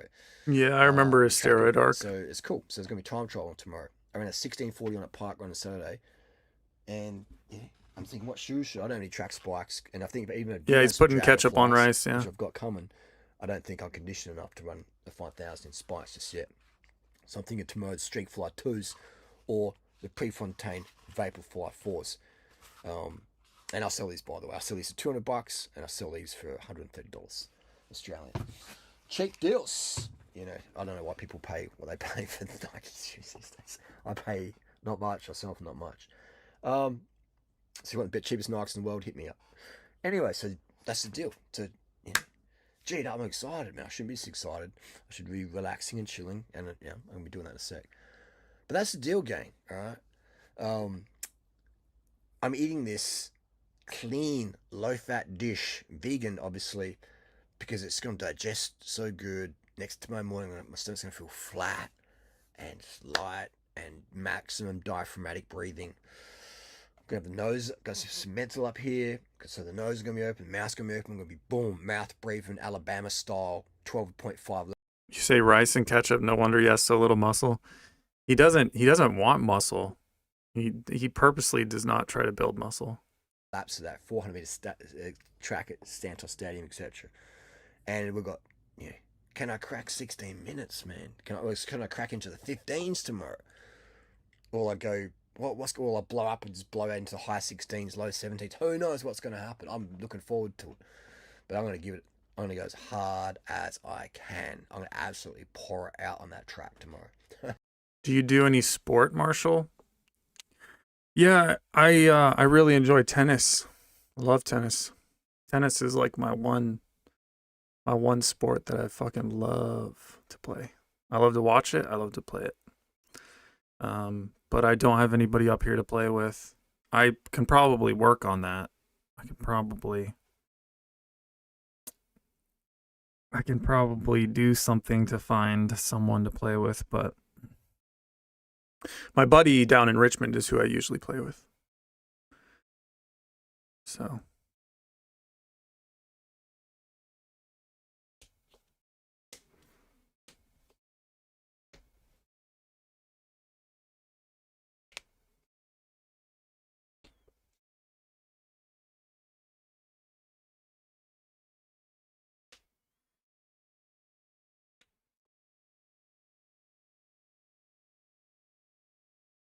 Maybe I should look into being a tennis coach or something.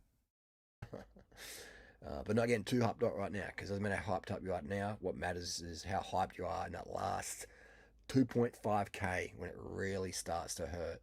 When the mind games your body's going to do. What are you doing? This is pointless. This is stupid. Stop. Oh, That's shit. when you want to be hyped up. Hell yeah. We got $35 from Green Crawler 98. Green Crawler. He says a rich man's playground is a poor man's prison.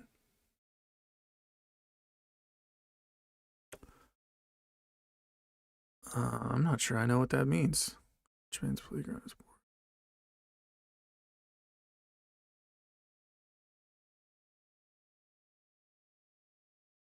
Rich man's playground is a poor man's prison.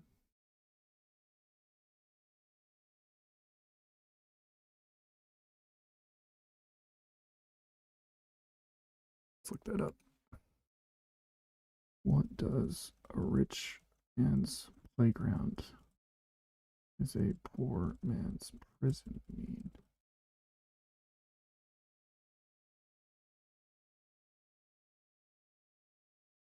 A rich man's playground is a poor man's prison means that the same world's rules or actions offer freedom, fun, and luxury to the wealthy, while imposing restriction, punishment, and hardship on the poor. Highlights deep societal inequality, suggesting that the justice system and economic landscape are rigged to protect the rich while punishing the poor.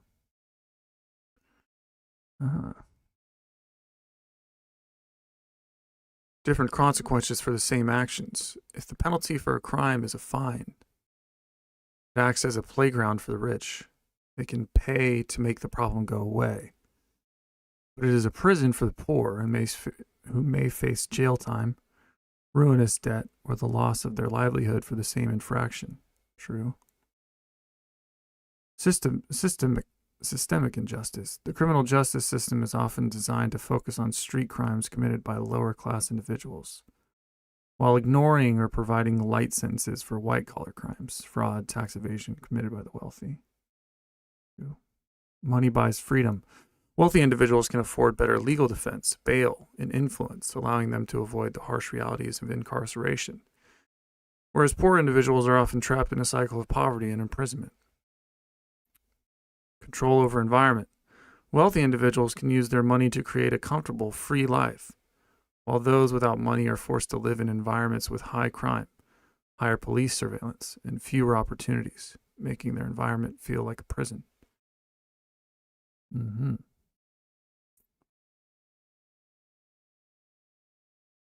Yeah, we're all fucked. We're fucked, boy. We're all fucked, baby. But that's true, bro. That's fucking true. I had to look it up, but that is fucking true.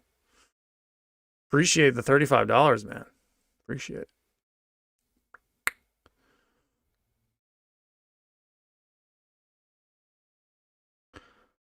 What do you think of football? Not the American version. Do you watch it? Not really, but I do enjoy it. If a really good soccer match is on, then I'll watch it. I intend to watch the World Cup coming up, I think. Although I just canceled my YouTube TV, so I canceled my YouTube TV because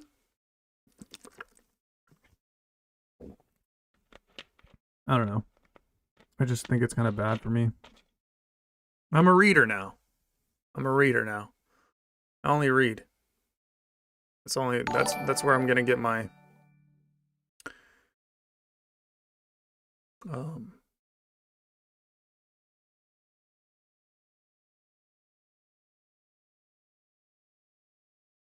entertainment from. Jesus.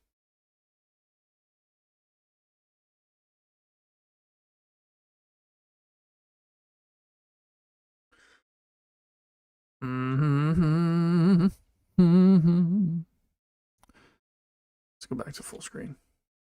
I guess we're good on Durian Rider.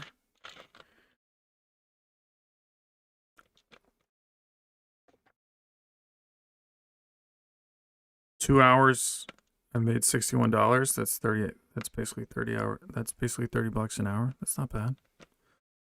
It's not bad. I could do this. I could do this.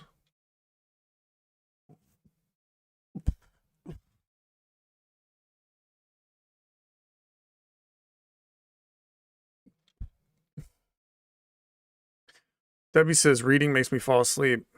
Yeah. It used to make me fall asleep too.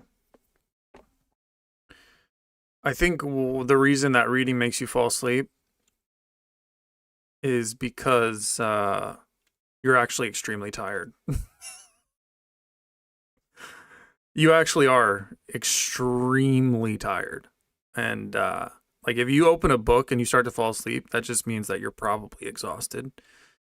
And you probably need rest. You probably need to sleep a lot. Probably need to lower the stress of your life. Probably get off the stimulants. Just relax more. Take care of your energy.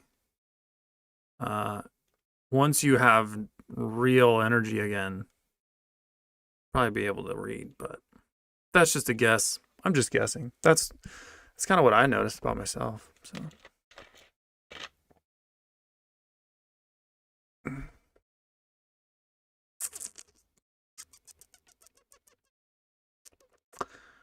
Isaiah says, how long is a flight to Abu Dhabi? It's long. It's long. We had a layover in Frankfurt, I believe. So like 11 hours to Frankfurt. Or, yeah, something like that. And that was like 6 or 7 to Dubai. Or was it Abu Dhabi where we flew into? I think we flew into the Abu Dhabi airport, yeah.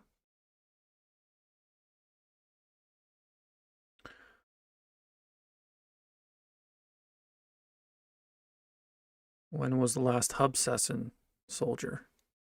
Last night.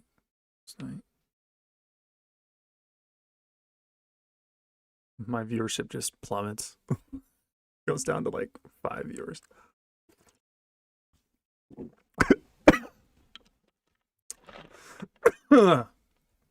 Excuse me.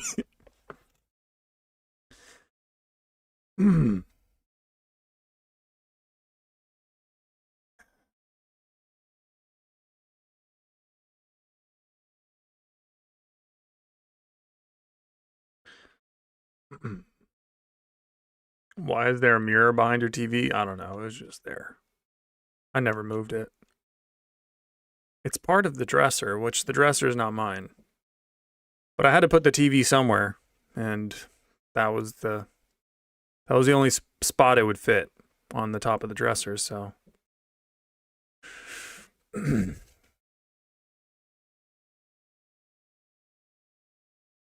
also so I don't really look at myself.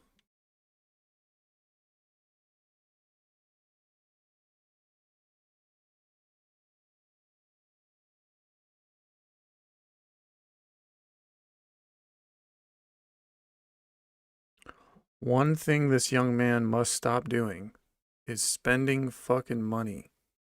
Hippie sandals and shorts. What the fuck, dude? You must be saving. Saving.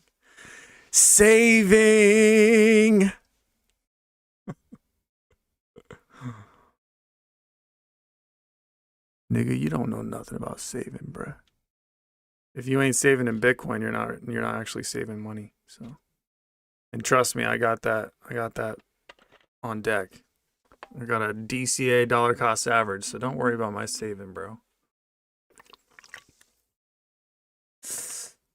I'm a lot smarter than I look, okay? Just because you see me buy some Birkenstocks and some shorts doesn't mean that I'm just, you take that one thing and doesn't mean that I'm just a spender and I don't save and I don't know anything about that stuff.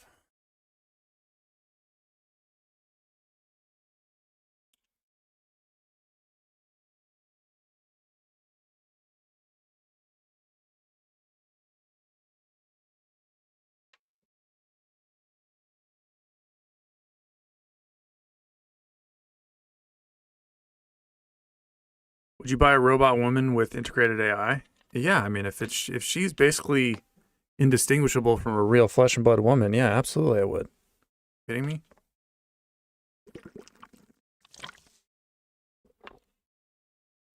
Hey Marshall, where were you when 9/11? I was in the 4th grade. I was 9 years old. And I came downstairs in the morning. And my mother was in the living room with the TV on, and she was sitting there like peeled to the TV, and she was just crying, and I was like, yo, ma, this ain't the vibe. I'm a fucking bounce. I'm a fucking slip out. And I just hopped, you know? Fucking dipped. No, I said, what's the meaning of this, bitch?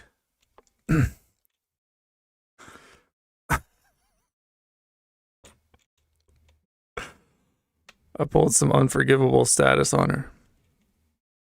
Yo, bitch. What is all this shit? What is all this shit on the TV? No. She was just crying, and I was 9 years old, bro. I just saw the TV. I saw that some buildings were on fire, and I was like, oh shit. Like, this is, my mother's crying. I guess this is bad. And I remember we got to school. That entire school day was a weird day because I think for the entire morning we just watched it. Like I'm pretty sure they put it on the television. We all just watched it. Like, if I'm not mistaken. And then I think the rest of the day went on kind of as usual, I think. Yeah, that was a weird day.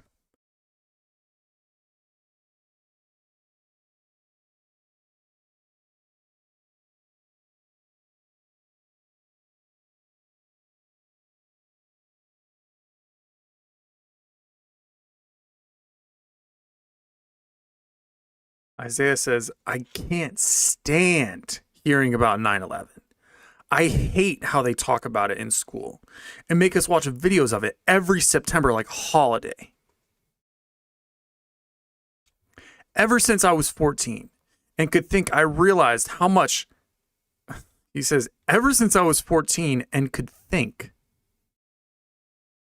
So Isaiah started to think at 14. I realized how much I hated 9/11 day. This is completely irrelevant to me. I don't care. Wow. Okay. All right, bro, relax.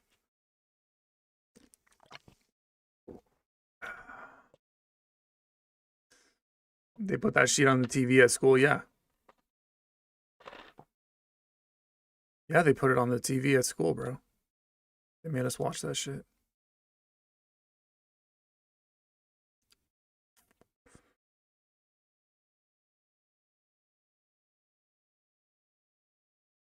Why Tower 7 explode randomly? You mean Building 7? It didn't explode. It fucking was detonated. It's controlled demolition. Building 7. Right.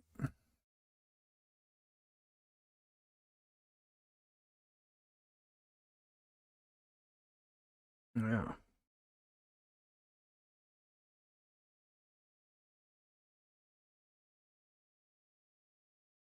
Why did Building 7 collapse after just 7 hours of burning in a way that no steel frame building anywhere in the world has ever collapsed? Professor Leroy Hulsey of the University of Alaska at Fairbanks conducted an independent...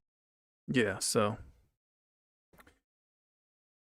they blew that shit up, that's why.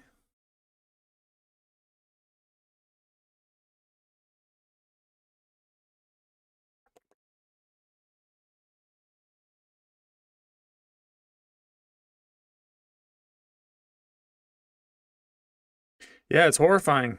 Yeah, it's pretty horrifying. Yeah. It was some wild shit, bro. It was some wild shit. There's even 911 calls from people that you can listen to. It's pretty, gives you a real sick feeling in your stomach. I wouldn't recommend doing it, but you can literally hear people on the phone with 911, and they are basically just like freaking out, saying a bunch of shit, and then you hear them screaming as the building starts to collapse underneath them. Like it's and then the line goes dead, but not before you hear them screaming. It's pretty terrible.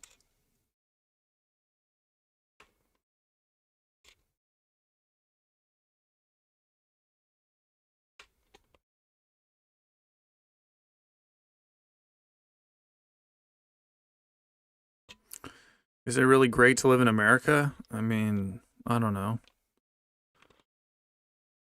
I don't really I don't really have much to compare it to.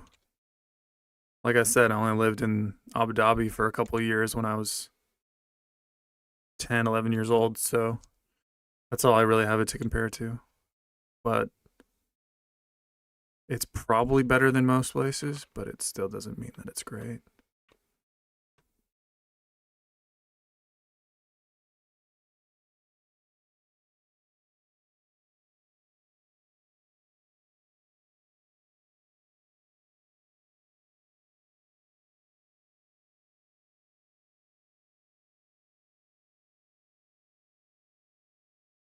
Honestly, I'm very uneducated about 9/11.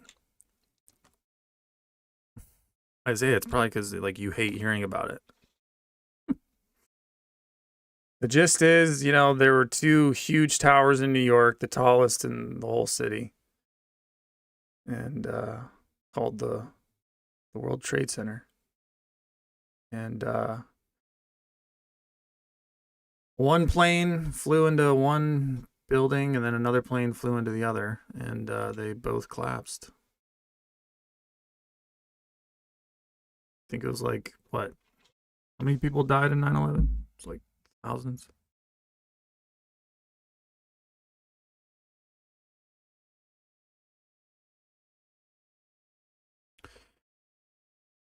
Yeah, 3,000.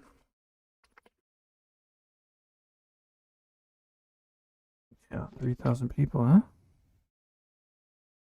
Crazy.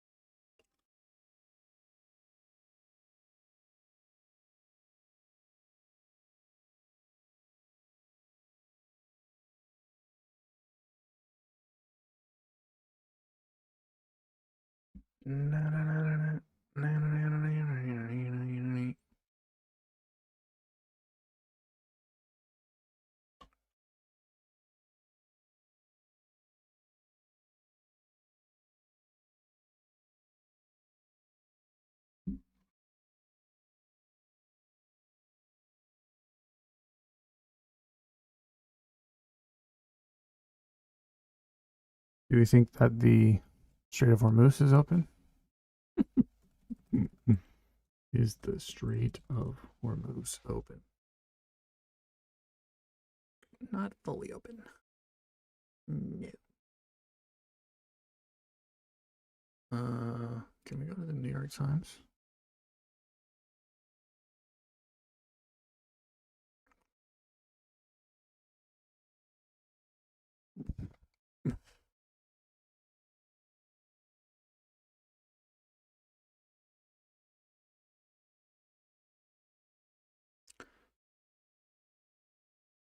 So the New York Times would have you believe that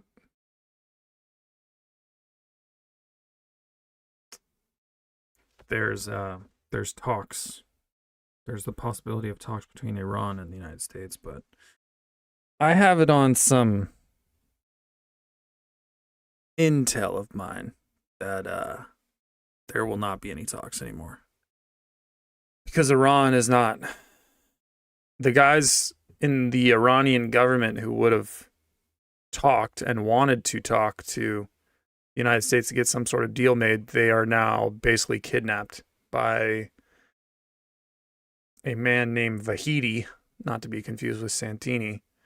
And Vahidi is some military, I think he's like a general or something, or colonel. And he's basically taken over the leadership in Iran. So, and he is not, he's not going to make a deal with the United States. It's not even gonna negotiate with them. He's completely ended. You won't hear any of this in the New York Times. The New York Times won't tell you any of this. Any sort of mainstream news outlet won't tell you this, but that's what what I have gathered is happening. So we sent, we basically have 3 aircraft carriers that are all just arrived to the, is it the Gulf of Oman? And right where the blockade is. Basically, the United States has mobilized a ton of military power over into the Middle East, signifying that there is going to be some sort of operation. And a lot of people think that we're going to storm Karg Island, that there's going to be some sort of operation where we try to get the 900 pounds of uranium from Iran. Basically you know, get in, get out sort of thing. So,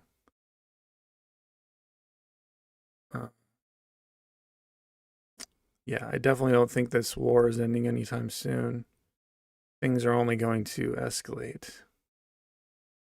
We have so much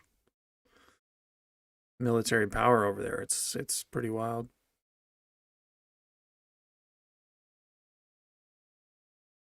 Yeah, I know Professor Chang. Yeah, everybody does. Everybody in the world knows who Professor Chang is now.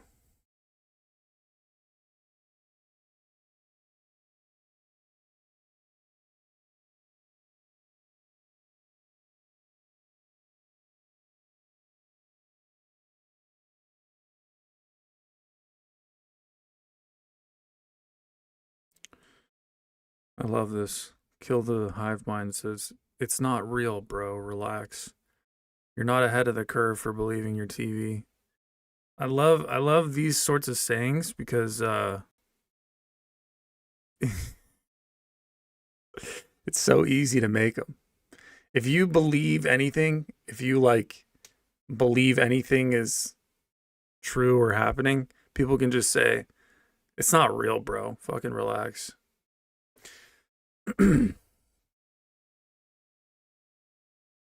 It's not real, man. Fucking, you're an idiot. Kill the hive mind knows what's real. Only he knows what's real. It's not real, man. Relax, bro. I know it's real, man. Nothing that your TV tells you. Who said I got this information from the TV? You don't even know what my source is, bro. How do you even know that? You don't even know what my source is. Without even knowing what the source that I got it from, how can you say that it's not real? It's not real, bro. What do you mean it's not real? You think the war is literally not happening? You think that all this is completely, what, AI generated? That nobody's died over there? That there's no military mobilization over there? What do you mean by not real, bro? What do you mean by not real? It's probably a bot. Honestly, just probably a bot. It's fucking dipped. Just said it's not real, bro, and then dipped. He's probably scrolling through some shorts right now.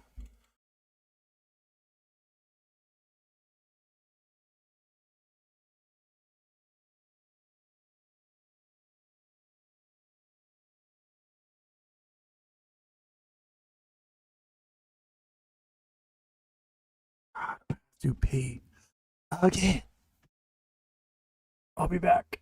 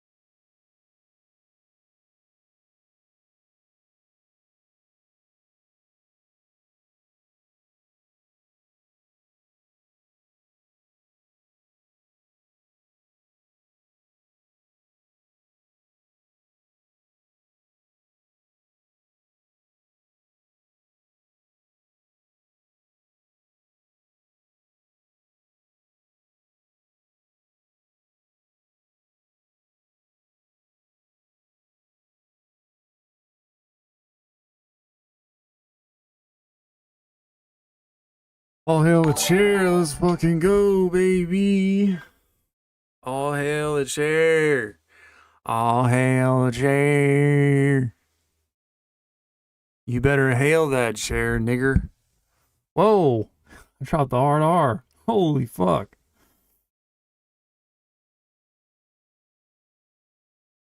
Fucking lightning bolt just comes and fucking strikes me. I had to get some more sugar and water. You guys think I'm fucking around, but that's what I'm doing, man. I feel good. I think honestly, all this sugar, dude, is really helping me.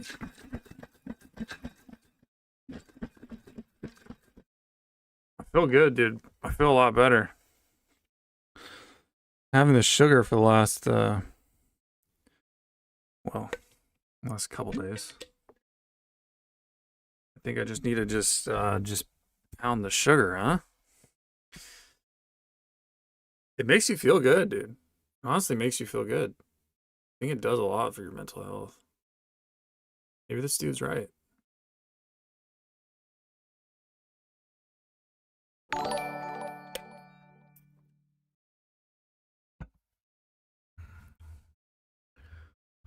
All hail the chair.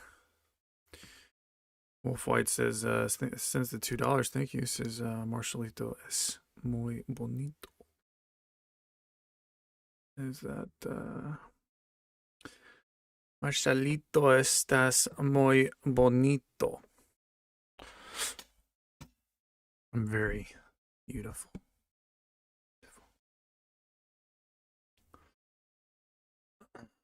Thank you. Thank you.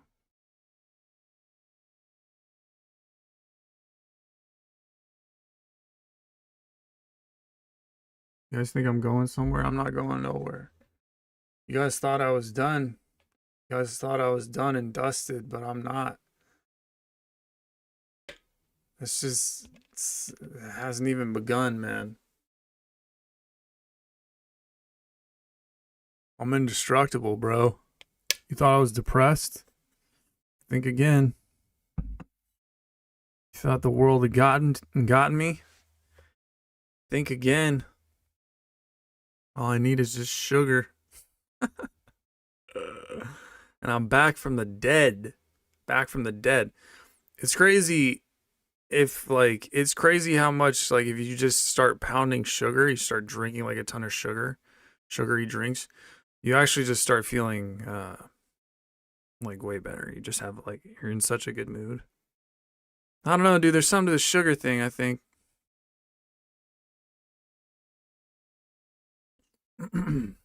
Isaiah says, let's go. You're saving me at the airport today. Yeah, I know I am, bro. I'm saving everybody today. I'm saving everybody. I'm saving everybody. But yeah, man. Airports are rough. Airports are rough. We all need a companion, a digital companion to get through the airports with.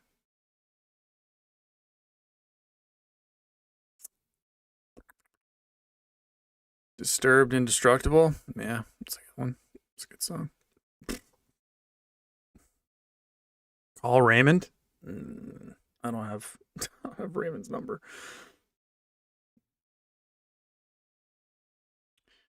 Gidris Masukas in the chat.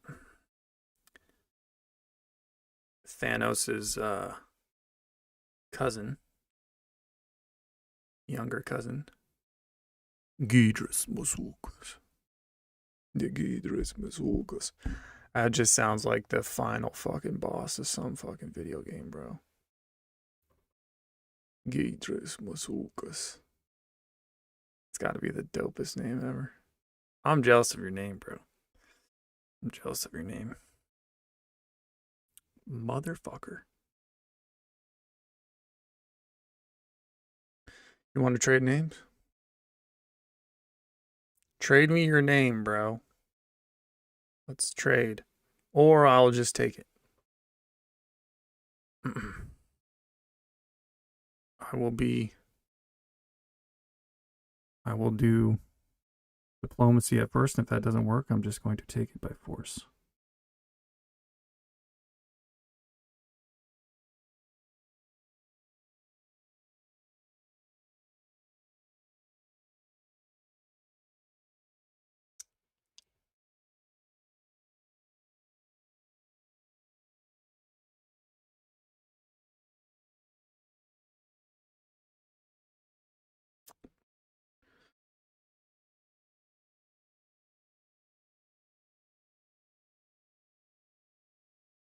Cable Cowie Joe says sugar works. Yes, because keep in mind, brain is electrochemical.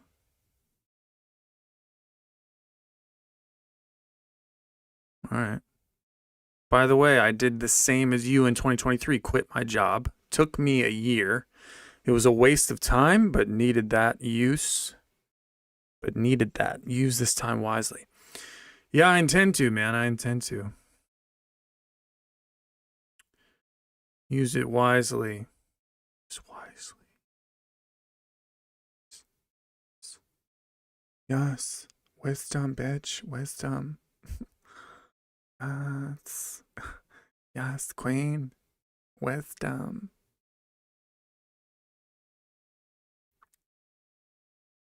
Wisdom Maxine.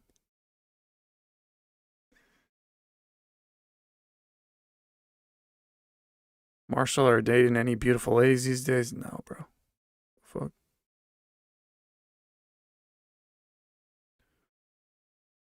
Is the sun cold? Come on, bro.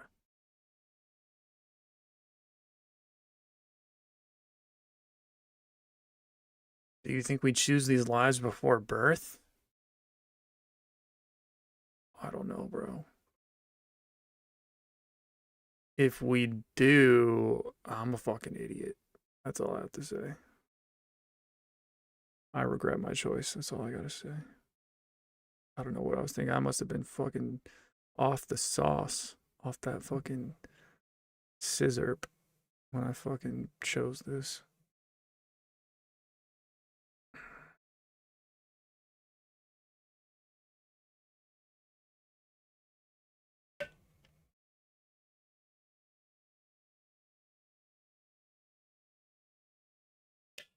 Hey, did you ever get your thyroid checked for the weight stuff? Did I say I was going to do that? No. I don't think there's anything wrong with my thyroid. The specialist says sugar is brain food. I agree. I'm feeling better. Feeling alive. Feeling like my brain is working.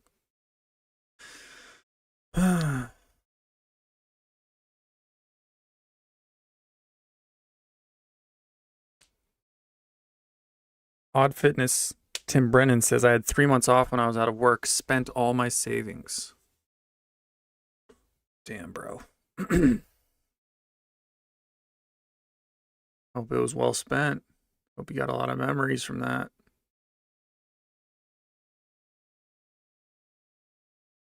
Banana has the highest concentration of sugar? Yeah. I think I need to go to the store today and get some bananas.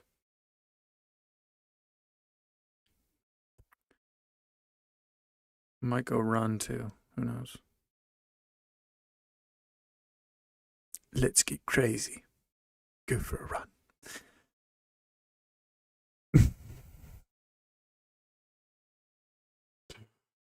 It's like that scene in Notting Hill. In the bookstore. When Hugh Grant's coworker is like, "Oh, let's go get coffee or something." And he's like, they get coffees, and then he's like, "Do you want another one?" And he was like, "Yeah." He's like, "No. Let's go crazy. I'll have an orange juice." Then he laughs.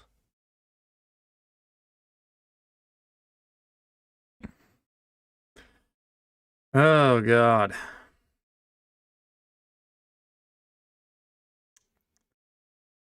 Marshall, you should listen to The Great Southern Trendkill by Pantera. I have. I've listened to it one time through. Do need to go back to it. Pantera is a band that I need to listen to. I need to give them a chance because everybody says they're great, and I think they are good. But I just haven't listened to them enough yet. You know, that's kind of how metal is. You gotta listen to them enough before you realize how good they are. Yeah, I intend to.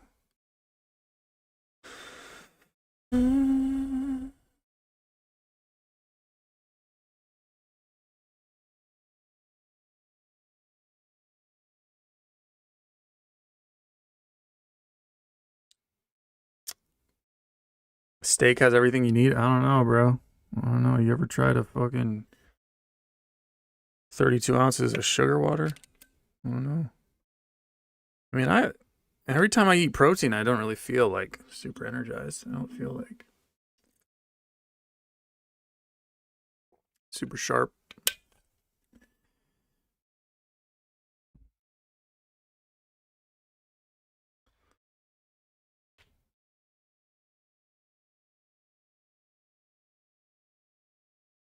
How many drugs have you tried? I've smoked weed, and I've done shrooms, and I've done coke.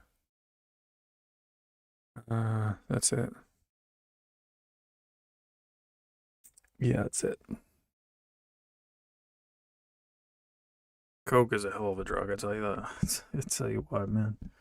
The only thing about coke that sucks is, I mean, that shit wears off so fast. It wears off so fast, man. But when it hits, when you're doing it, oh my god, oh my god, bro. It's like 5-10 minutes of just like everything's interesting. Everything is interesting, bro. It's crazy. feel feel ignited.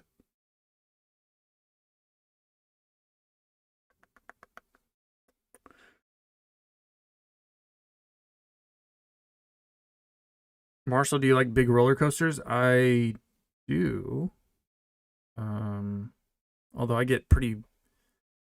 haven't been on one in a while. I do get pretty bad not motion sickness, but it's like I don't know. I just get a headache. Just get a headache, and I get uh, it just doesn't feel good after a while. You do one full day at amusement park, and you just kind of feel brain dead, and then you go home and your body's still like moving. You know, you'll be sleeping, you'll be like laying down, and if you close your eyes, you'll just be like, you'll suddenly feel like you're just like dropping, and so it takes a couple days to get over that.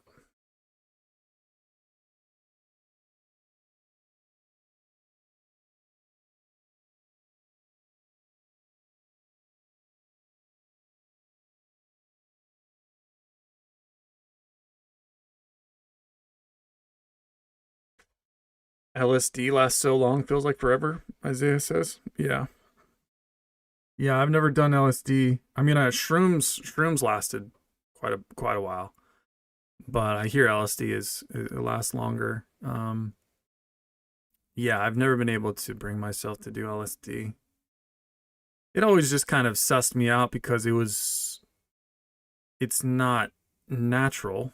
It's made in a lab, and just all the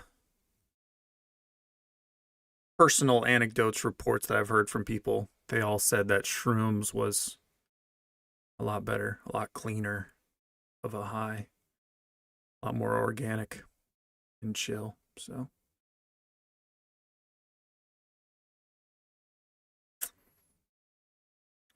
Isaiah says, when I took way too much LSD the first time, I couldn't feel anything in my body, anything for weeks. That's terrifying.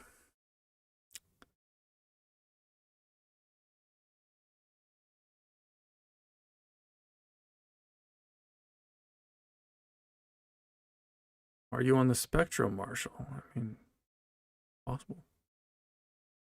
Possible.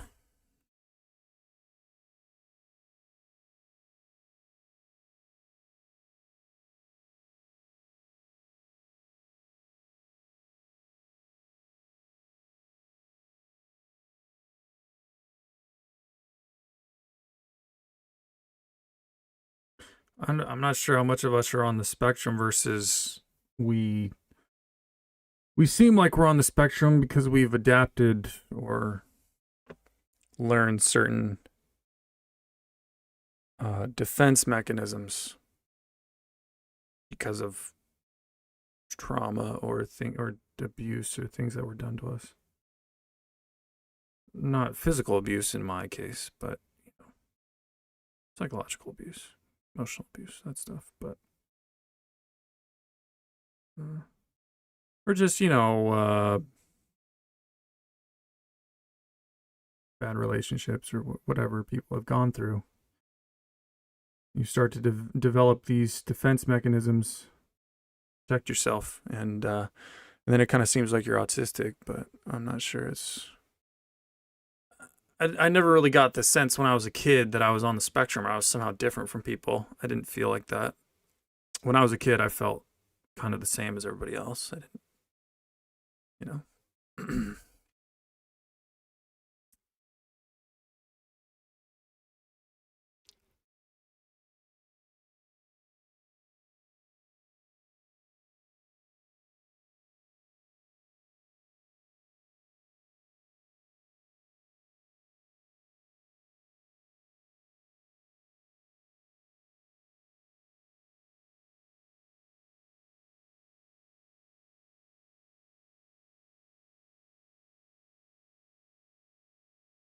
Mochi says, "Have you heard of avoidant personality disorder?" I have.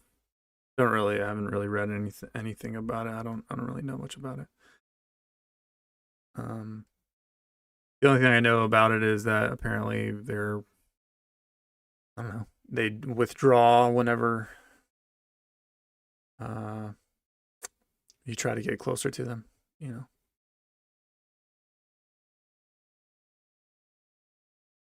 There's all these terms on the internet nowadays. Who knows what they mean?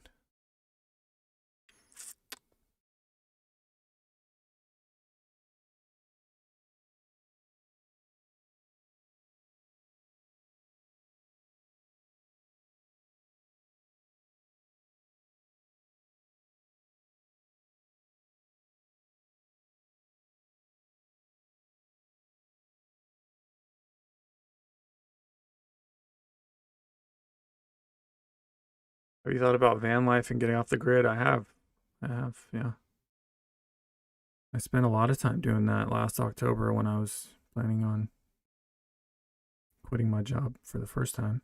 And spent a lot of time thinking about that, planning for that, looking at how that would go.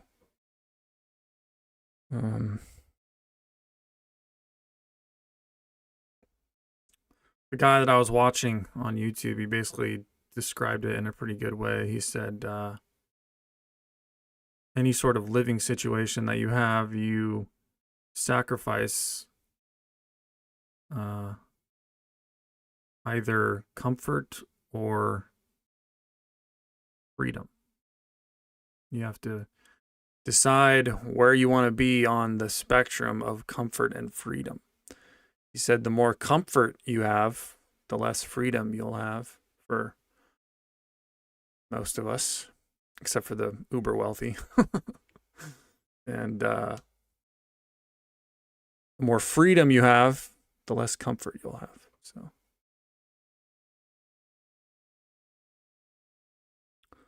and I thought that was a great way of describing it. So it's really just a question of how much comfort and freedom do you want or are willing to tolerate? And everybody kind of falls on the spectrum of comfort and freedom, how much they want of each. So obviously my freedom would increase and I would be saving more money. I probably wouldn't be spending as much money if I was to live in a van. But obviously I would sacrifice a lot of comfort in that sense.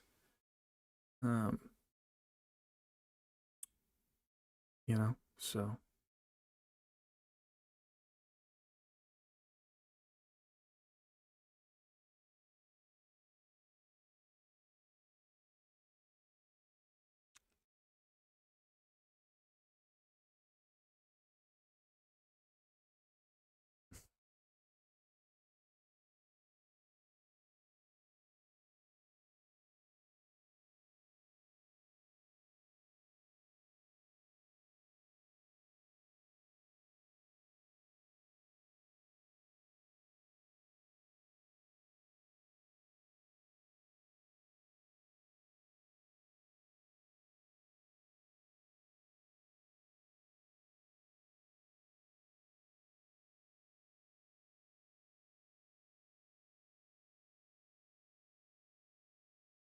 Comfort is subjective. Freedom, I don't know.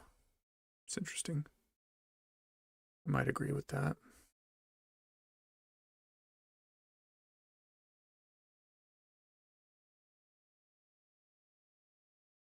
Is freedom in your mind, or is it outside? Can you be free in solitary confinement? Can you feel imprisoned as a billionaire traveler because you feel imprisoned in your mind?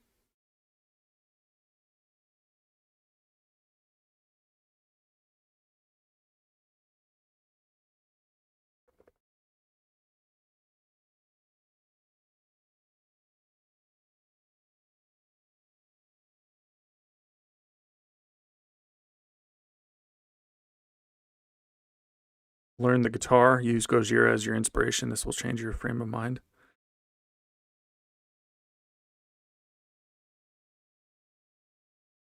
I'd love to play the guitar, but I don't know, bro.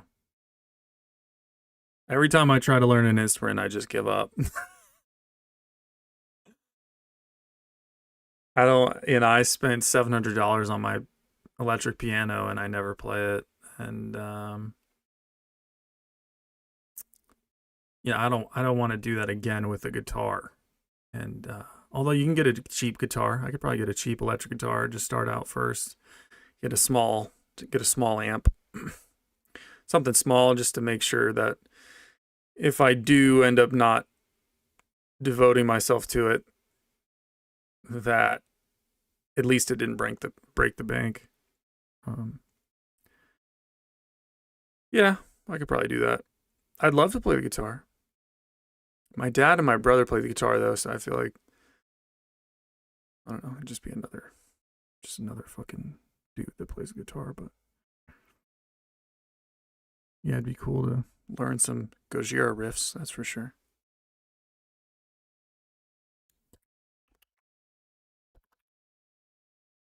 Play Ouroboros on the guitar.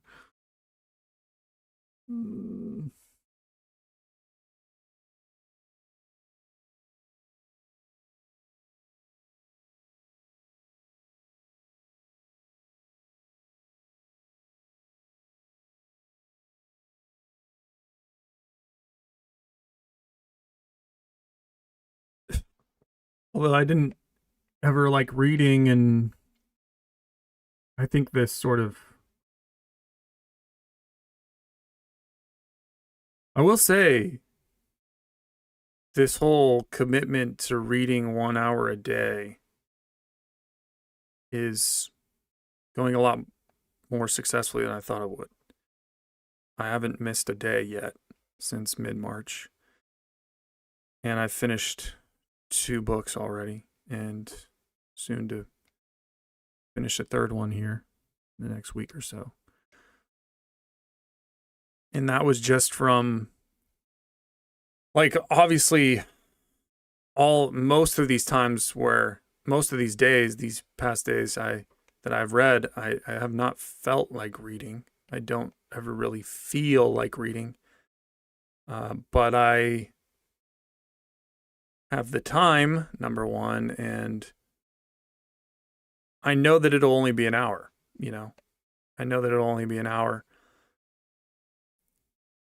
and I'll feel better after it's done, accomplished. And once I get into it, it's one thing to see the book there, sitting there, and you're like, I don't want to pick that up. But then once you force yourself to pick it up and open it, and you're kind of a few pages in, you kind of forget how you felt about it, and you're kind of just enjoying the book now. You're just kind of into it, and you completely forget how you were feeling before. So I will say, there might be something to what these people say in regards to, like, force yourself or do things even when you don't feel like doing them. Just stay consistent. Consistency is key. You can't always bet that you're going to feel like doing something every day. and just set small, manageable goals for yourself. 1 hour a day is not anything crazy. All of us have an hour out of our day. You know, um, how many hours do we spend just scrolling the internet? So yeah, it's been going well, going a lot better than I thought it would be. So maybe it can kind of work like that for guitar. Maybe I can just, I mean, I have this fucking piano, dude. I should probably do that with piano too. Just set like 1 hour a day where I do it. But then, now I'm building up the hours. Now it's 1 hour a day of music, then it's one and also an hour a day of reading, and then you put too much on your plate, you're bound to fail. So one thing at a time here.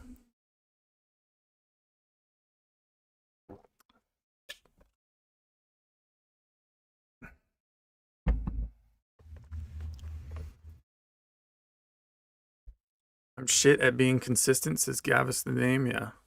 Same, bro. Same. I think it helps, consistency is one of these things where personally I think consistency is easiest achieved when you don't set too big of goals for yourself every day. So start small is probably what I would say,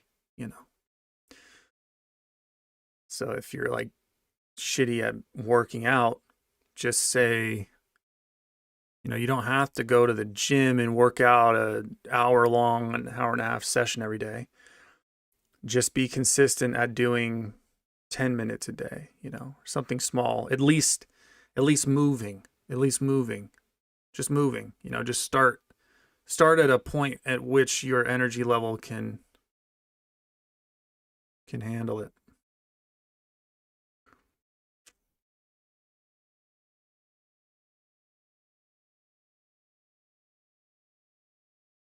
I'm giving advice now.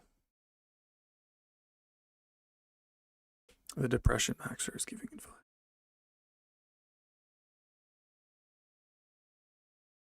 Everybody should be working out every day, says Odd Fitness Tim Brennan. Damn. Every day. I mean, you got to rest some days.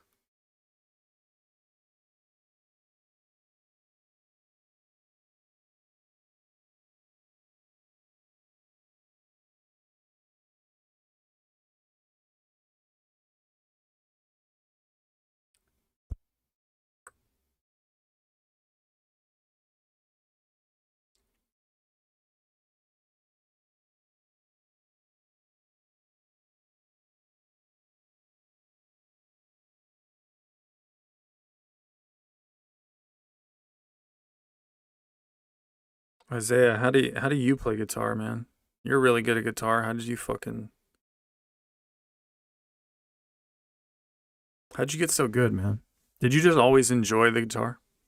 Just always enjoyed it from day one? And it was never hard for you to stay consistent at playing it?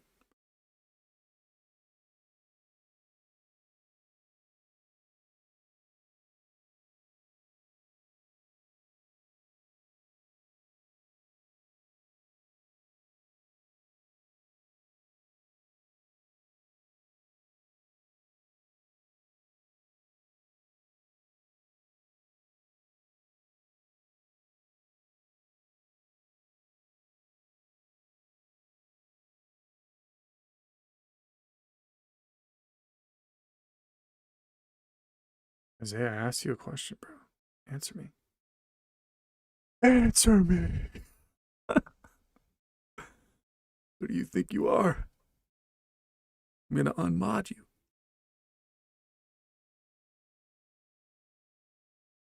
This is my stream. My stream.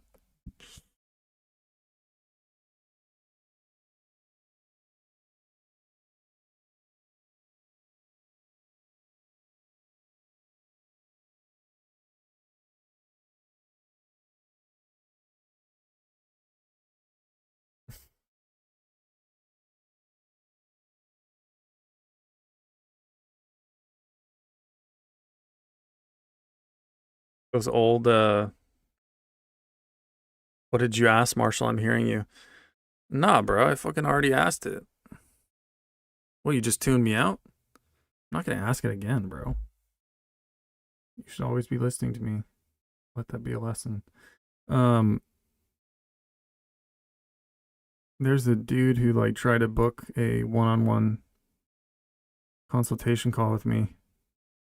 I don't do those anymore, but I guess the link is still active somewhere. Some people find this on like some sort of info box on one of my videos or something, and so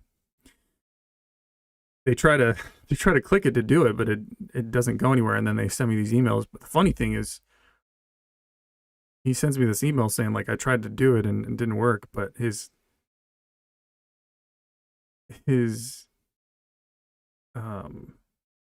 like his profile picture is like super professional. He looks like he's like some businessman, like very well kept, you know. He's like older too. He looks like he's in his 40s. He looks like he makes like $1 million a year. It's like, what could I possibly consult you about, bro? Like, how do you need my help? He probably doesn't want. This is an often thing that happened with me, but people would book calls with me, and then it would be like they were giving me advice. And I was like, oh, well, this is weird.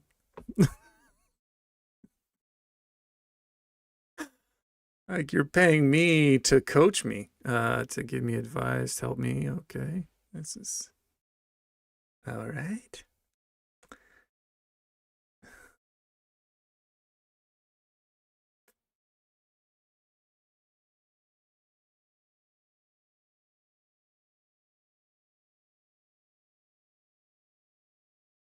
Been drinking too many fluids, guys. I'm gonna have to pee again.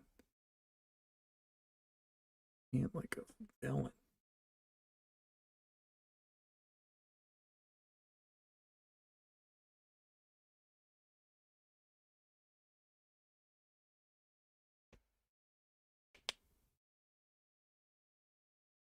Gavis the name says getting my T levels checked tomorrow. Hoping it light a fire under my ass if I boost the T.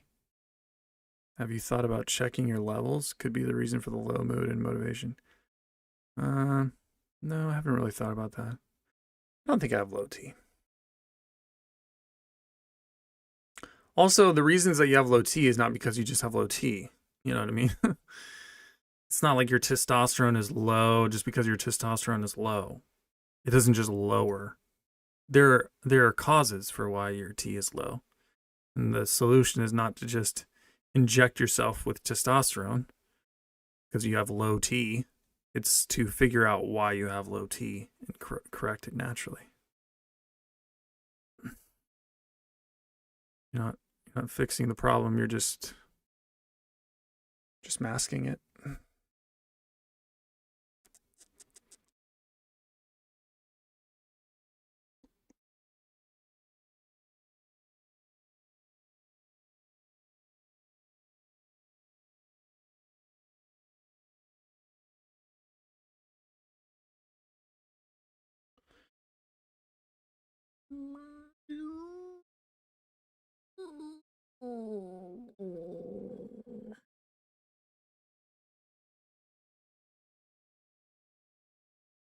It's kind of crazy how I can just sit here for 3 hours and just talk to you guys.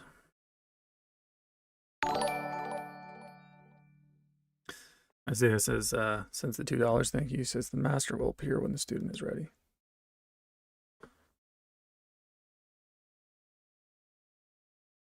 Who are you talking about, G?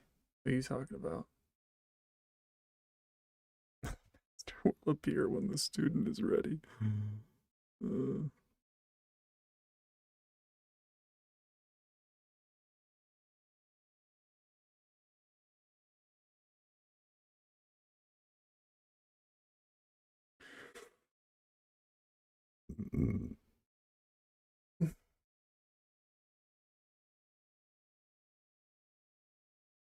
I think it's Derek says, the best 3 hours of my life.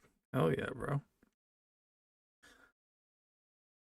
I appreciate it, man.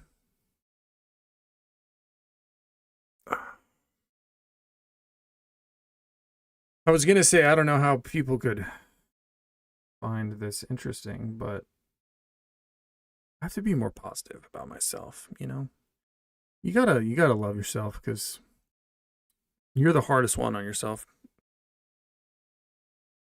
People are gonna be harder on you than or nobody's gonna be harder on you than you are on yourself, so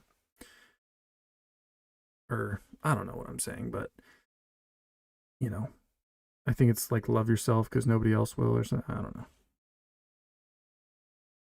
You got to be the one that loves yourself because there's plenty of people out there that are gonna fucking throw negative shit at you constantly. So you shouldn't add to that. You should be positive with yourself. You should always think that you're great, and there's nothing wrong with thinking that you're great and you're awesome. And you have a lot of great qualities, characteristics. There's nothing wrong with that. People, you get shamed for that stuff. It's like, you think highly of yourself. Oh, you're into yourself. Oh, you're just self-centered, egotistical. It's like, no. It's like somebody's got to love.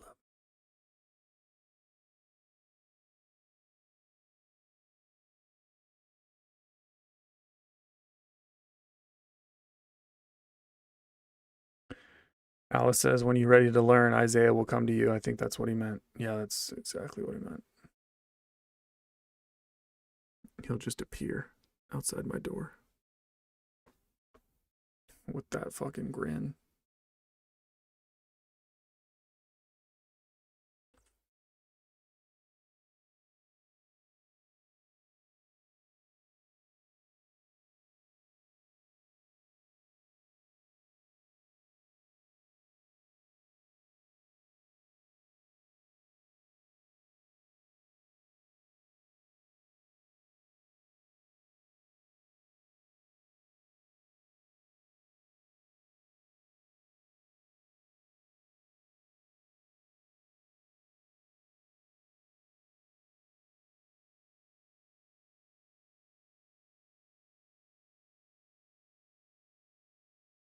Alice says, I'm so sad that you don't share your writing. You should be sad. My writing's actually hella good, too. It's hella good. Very funny. Extremely funny. No, I'm sure that's no surprise, but I I really only find joy in writing humor. So the stuff that I write is very, very humorful. But yeah, it's good shit. Good shit.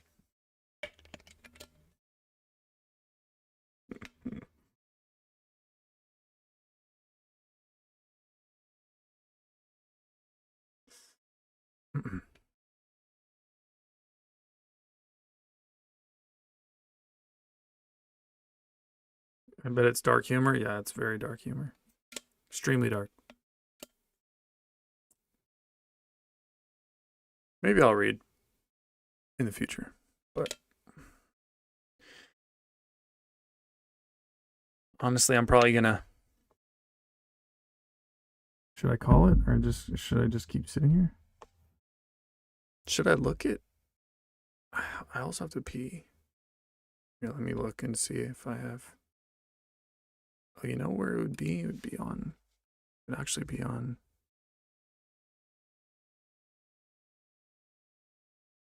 This one.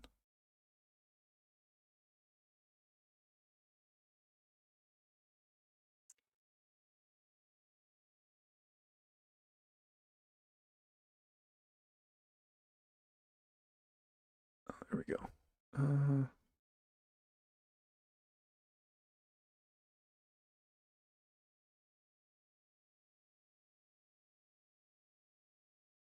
Can I get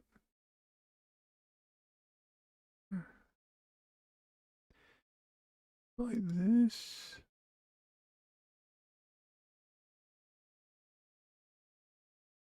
Uh, mm. Mm, mm, mm, mm.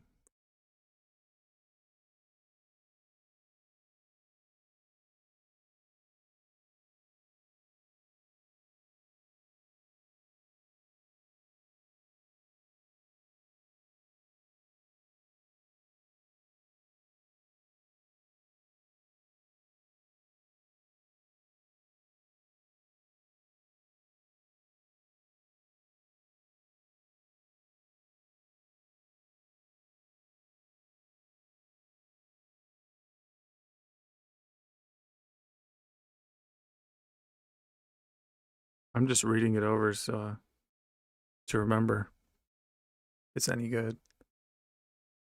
Yeah, it's fucking fire. It's fire. Still fire. That's how you know it's good is when like you come back to it. Like I wrote most of all of this like over a year ago, maybe closer to 2 years ago. Usually in that time, if you come back to something and like I would come back and I would read things that I've written in the past in that time frame, and I would just be like, yeah, this is garbage. But it's still good.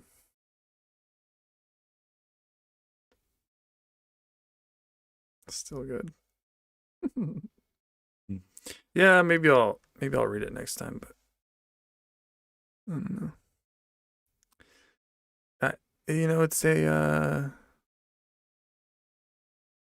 you guys might be some lurkers in the chat that like steal my idea or something. Just turn ChatGPT on and it just records everything that I just read or just yeah. And then they make it their own thing and ChatGPT builds off of it and they go and sell 1 million copies and become a New York Times bestselling author and it's fucking over for me. It really is that good, It really is that good. I have to pee, bro. I have to pee, and I don't know if I'm going to end this. I don't know if I'm going to go and run. Because it's 4 p.m. here. I don't know what to do. You can't think when you have to pee, so I'm going to go pee, and then I'll think when I get back.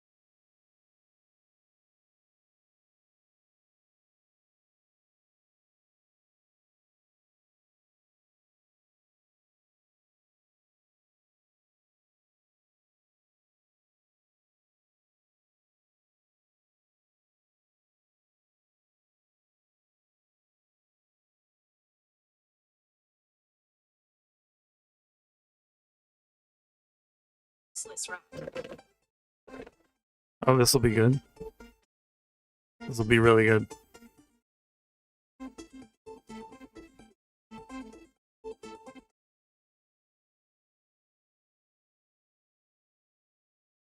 Yo, what's good? Fuck your fucking pussy. Not much. Just chilling. What are you doing? I was about to go for a run. But I don't know. Can't decide. Can't decide if I want to go for a run or not.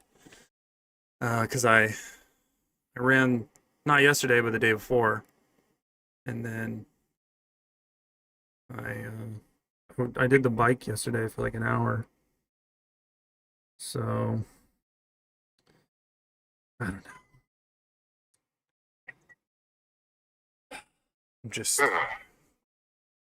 racking my brain about it. What should I do? You should go for it. All right. All right, I will. I'm gonna hang up with you right now, then I'll go run. All right, man. Well, have fun. I'm kidding. What? You're not actually going for a run or what? No, I'm gonna go, but I'm gonna talk to you. I'll be your car ride entertainment. Yeah, I appreciate that, my boy. So what's up? Not much actually. How was the weekend? Didn't you go over to Sarah's? No. You were talking about this upcoming weekend, right? Oh, is that this upcoming weekend? Yeah, you texted me like 2 days ago. Yeah. Oh, okay. Wait, what's today? Wednesday? Yeah.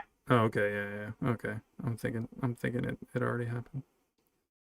No, that's this weekend. We're leaving on Friday, staying until Tuesday morning, and then coming back.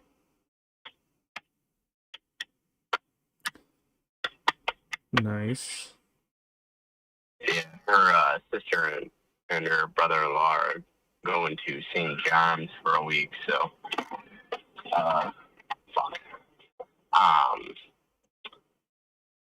so we're going up there with Amara and Layla, and we're just gonna chill out, hang out with the kids, and all that good stuff. Nice. What'd you do this past weekend? Past weekend. I can't remember. Nah, I really can't, which is fucked up, but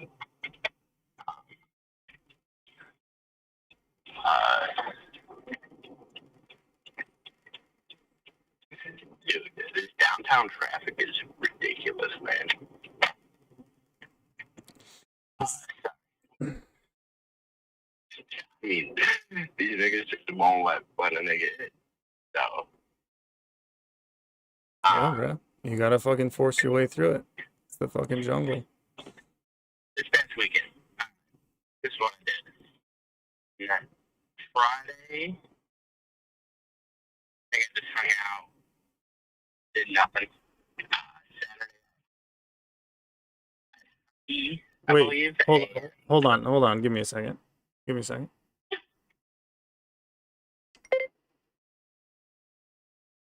Can you hear me?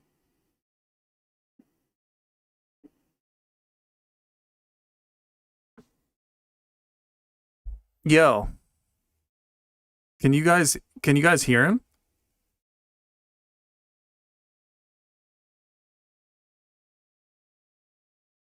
Can you guys hear him on the phone? I need to know this, or I'm just gonna end the stream. Yes, yeah, not anymore. Well, he's not. He's muted now. Yes. Okay, we could until it was breaking up. We heard him. Okay. All right.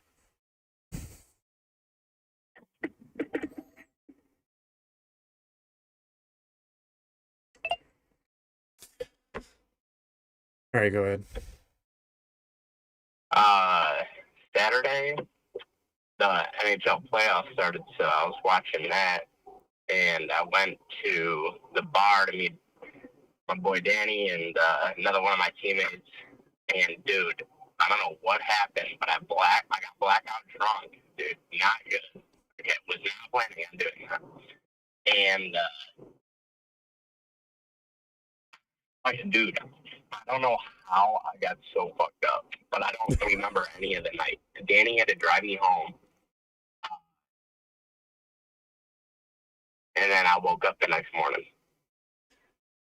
What do you remember? I remember throwing up when I got home. I remember in the car with Danny, I'm like, oh, I'm fucked up. I like came to it. I'm like, oh, I'm sorry, Danny. I'm sorry. I got like this thing stopping me home, man. And, then apparently Sarah took care of me when I got into the house, and then I woke up the next morning, and then we went to church. And then you went to church. Of course. Gotta go to church right after that, baby. Fucking Dude, beg God back for your soul. Dude, I had to. I was down bad. The boys were down bad. And, Would you go to confession too? nah.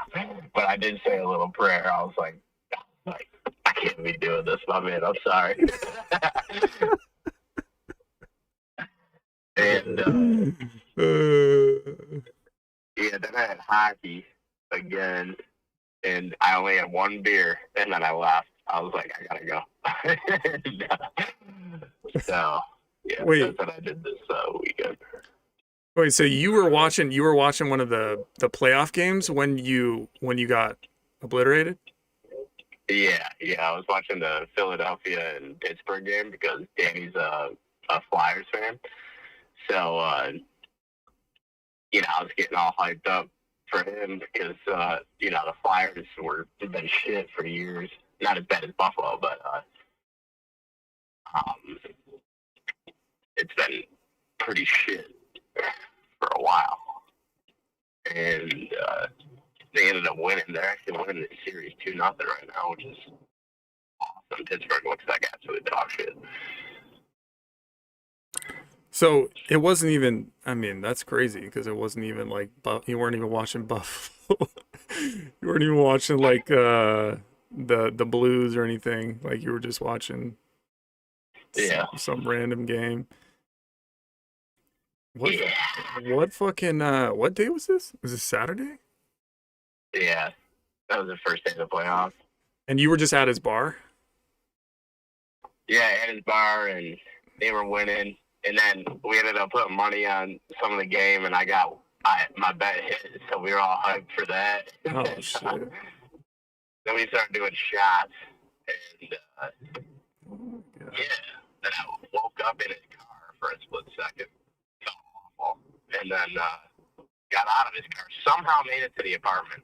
Don't remember that at all. And then I remember throwing up in my kitchen sink. And then I woke up. Oh, it's too good. It's too good. I'm a scumbag, dude. I'm a scumbag. Dude, why? I mean, what do you think it was? Were you planning on getting blackout drunk going into it, or it just kind of turned out that way? You think it was the bet that hit and the fact that the Flyers were winning? I mean, I was just super pumped that the Flyers won the game, and I wasn't planning on getting so fucked up. Like, the beers were just going down quick, and then we did shots. I should have never did the shots. And then I'm like, oh, damn it, come on, we got to do another one. And